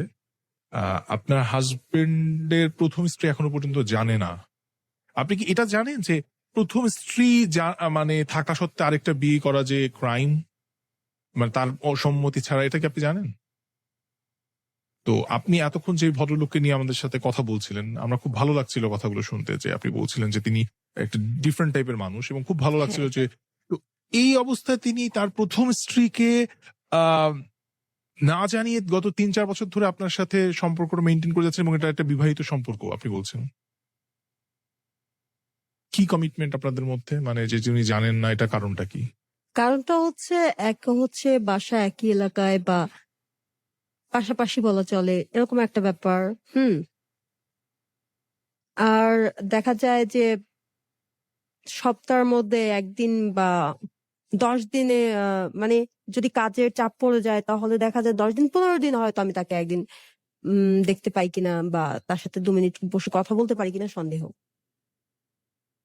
ওকে আমি জোর করে তার থেকে টাইম নেই না। হ্যাঁ, আমার খুব মনে হয় যে না, কিন্তু তখন আমি চিন্তা করি না, আমি জোর করতে পারি না,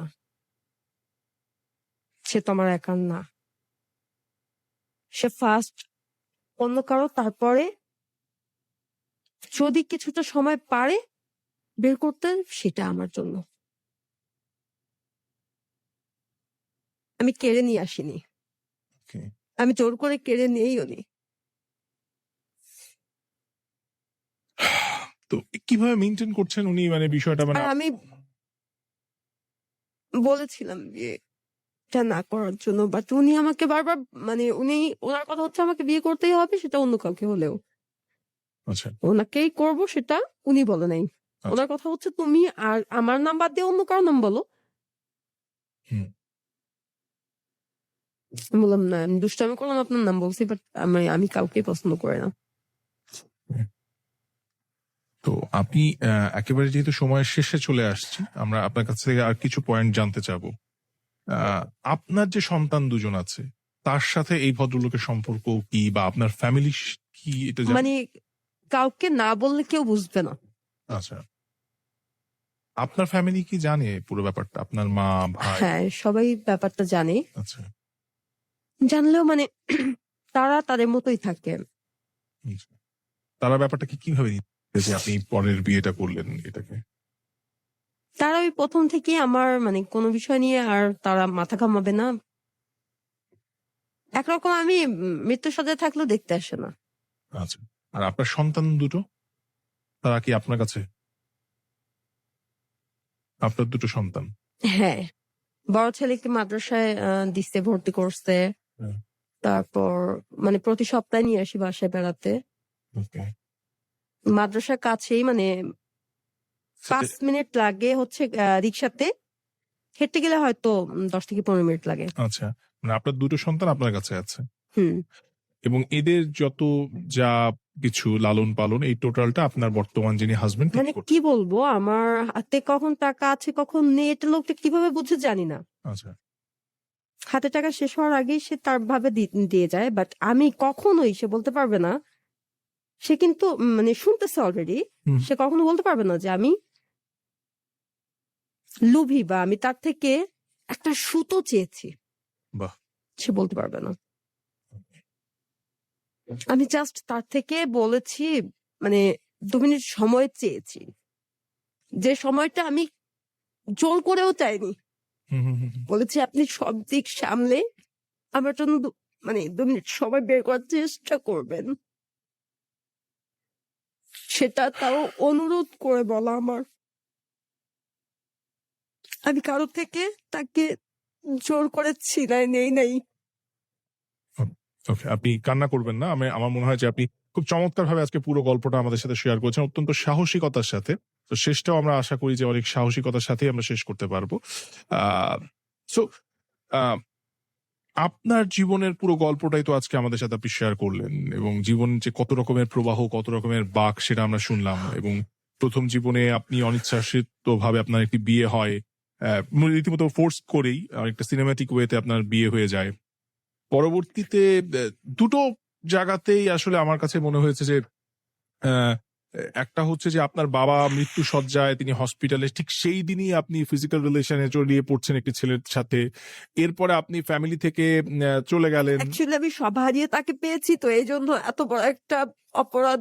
আমি নিজেও জানি যে আমি ওই লোকটার কাছে, লোকটা না জানুক, ওই মহিলা না জানুক যে আমি তার কাছে একজন কেউ অপরাধী হুম, হুম। আছে, বাট আমি তো জানি। আচ্ছা, এটা নিয়ে আমি সবসময় নিজের ভিতর একটা অপরাধবোধ কাজ করে। কিন্তু ওকে। বাবা দুনিয়া থেকে চলে গেছে, ঠিক আছে, ও আমার সাথে প্রতারণা করেছে, এটাও ঠিক আছে। মা ভাই থাকতেও নেই। আসলে আমি বড় এতিম, বড় অসহায়, তাকে ছাড়া বাচ্চার মতো কোনো অবলম্বন নেই আমার। থ্যাংক ইউ সো মাচ এবং খুব ভালো লাগছিল আপনার কাছ থেকে অনেকগুলো বিষয় আজকে জানলাম। জীবনটা আসলে অনেক মানে আমরা যতটা সহজ ভাবে জীবন আসলেই ততটা সহজ নয়। জীবনটা অনেক কঠিন এবং চলার পথটা সত্যিই কঠিন। আহ পুষ্প, এখানে আসার জন্য আপনাকে ধন্যবাদ এবং আমাদের সাথে এত সুন্দরভাবে গল্পটা শেয়ার করার জন্য অনেক ধন্যবাদ আপনাকে। আমরা আশা করব যে আপনি জীবনের বাকিটা পথ যতটা স্ট্রাগল করে এসেছেন এর আগে, ততটা স্ট্রাগল আপনাকে করতে হবে না এবং ন্যায়ের সাথে এবং ভালোভাবে আপনি বাকি জীবনটা অতিবাহিত করবেন। আপনার সন্তান যে দুজন আছেন তারা তো পৃথিবীতে এসেছে, সো তাদেরকে সমাজে মাথা উঁচু করে দাঁড়ানোর করার দায়িত্বটা নিশ্চয়ই আপনার। যেহেতু তাদের পৃথিবীতে তাদেরকে জন্মদাতা যে বাবা, তিনি তাদের দায়িত্ব নেননি, দায়িত্ব নিয়েছেন আপনি একজন মা হিসেবে। সো জীবনের শেষ দিন পর্যন্ত আপনার দায়িত্ব থেকে যাবে আপনার সন্তানদেরকে প্রতিষ্ঠিত করার। সেই সাথে যে মানুষটির সাথে আপনি বর্তমানে সম্পর্কে জড়িয়েছেন, আপনার বর্তমান হাজবেন্ড, তার একটি পরিবার আছে। এই ব্যাপারটির ক্ষেত্রে আমি আসলে এই এমন একটা পরিস্থিতিতে এই মুহূর্তে আছি যে আমি এই ব্যাপারে আসলে কোনো রকমের কথা বলতে পারি না, বাট এইটুকু বলবো যে মানুষটার প্রতি আপনার যে ভালোবাসা আমরা দেখেছি এটা সত্যি অতুলনীয়। যে আপনি এতটা রেসপেক্ট করেন, এতটা ভালোবাসেন এই মানুষটাকে। আর সেই মানুষটাও যদি আমাকে শুনে থাকেন, নিশ্চয়ই তিনিও আপনাকে প্রচন্ড শুনছি। ভালোবাসেন, নিশ্চয়ই তিনিও আপনাকে প্রচন্ড ভালোবাসবেন এবং ভালোবাসেন বলেই আপনার পাশে তিনি থাকছেন এবং আজীবন থাকবেন, এটা আমি বিশ্বাস করি এবং জীবনটা সহজভাবে সুন্দরভাবে সামনে এগিয়ে যাক এই প্রত্যাশা করি। ভালো লাগলো কথা বলে পুষ্প, এখানে এসে সাহস করে কথাগুলো বলার জন্য অনেক ধন্যবাদ। তবে একটা শেষ প্রশ্ন আপনাকে করব। আপনি যেই বয়সে ক্লাস 6 এর কথা বলছিলেন, ঠিক ওই বয়সের আজকে আমি শিওর যে আমার এই অনুষ্ঠান আমি যতটুকু জানি, যারা শোনে এদের মধ্যে প্রচুর স্টুডেন্ট রাখে, যারা স্কুলে বা কলেজে পড়ে। তো তাদের উদ্দেশ্যে আপনি কিছু বলবেন যে আপনি একটা মেয়ে হিসেবে, আমি হ্যাঁ, ধরেন sure. আমার মেয়ে বন্ধুগুলোকে উদ্দেশ্য করে কিছু বলতে হ্যাঁ, চান? শিওর। বলেন। শুধু 6-7 না, টোটালি একটা মেয়ের যখন মানে 22-23 বছর বয়স হওয়ার আগ পর্যন্ত হুম, একটা মেয়ে মানে নিজের যেটা ভালো লাগবে উড়ু যে মনটা জি ওকে ভাল লাগে ওর সাথে ফাজলামি করে না এটা করা যাবে না। বাবা মাকে না জানিয়ে বাবা মা আমার বন্ধু আমার খেলার মানে খেলার সাথী তাদের সাথে আমি শেয়ার করব বিষয়টা। তারা জানতে না চাইলেও তারা রাগ করে বলেছে না শুনবো না। আমার মতো তুমিও রাগ করে ঘরের মধ্যে নিজের রুমে নিজে চলে গিয়ে কান্নার দরকার নেই। জোর করে বাবাকে জানাতে হবে। শুনবো না কেন শুনতে হবে তোমার। আমি এটা করিনি এটা করছি। এটা জোর করে এইভাবে এইটা হইছে। ঠাস করে বলে ফেলো না। বলে ফেললেই তো সে জানতে পারলো। যে টাইমটুকু তুমি বলতেছো যে আমি আমি বললে তো তুমি শুনলে বুঝতে পারবা না এটা বলা দরকার নেই ঠাস করে বলে ফেলো। আর বিশেষত বাবা মার মানে হুকুমের বাইরে বিশেষত এখনের যে যুগটা অনেক বাজে একটা যুগ দেখা দিয়েছে। হুম, এত বন্ধু বান্ধবের দরকার নেই বাছাইকৃত কয়েকটা হাতে গোনা বন্ধু বান্ধব থাকলে enough. Okay, thanks for your suggestion এবং ভালো থাকবেন। আপনার জীবনের সামনের পথটা অনেক চলা সুন্দর হোক। অতীতের ভুলগুলো থেকে আপনি যে শিক্ষা নিয়েছেন তা দিয়ে জীবনটাকে গড়ে তুলেন এবং আপনার সন্তানদের জন্য আপনার পরিবারের জন্য রইল শুভকামনা। ধন্যবাদ। আমার শুধু 2 সন্তানের জন্য না ওনার মেয়েটার জন্য দোয়া করবেন। ও অবশ্যই অনেক অসুস্থ তো ইনশাল্লাহ সুস্থ হয়ে যাবে। ইনশাল্লাহ আমরা চাই যে আমি সুস্থ ওর হয়ে জন্য উঠুক। একটা কোরআন শরীফ মানে মানত করেছি। আলহামদুলিল্লাহ আমরা আশা করি তিনি সুস্থ হয়ে উঠুক এবং ধন্যবাদ।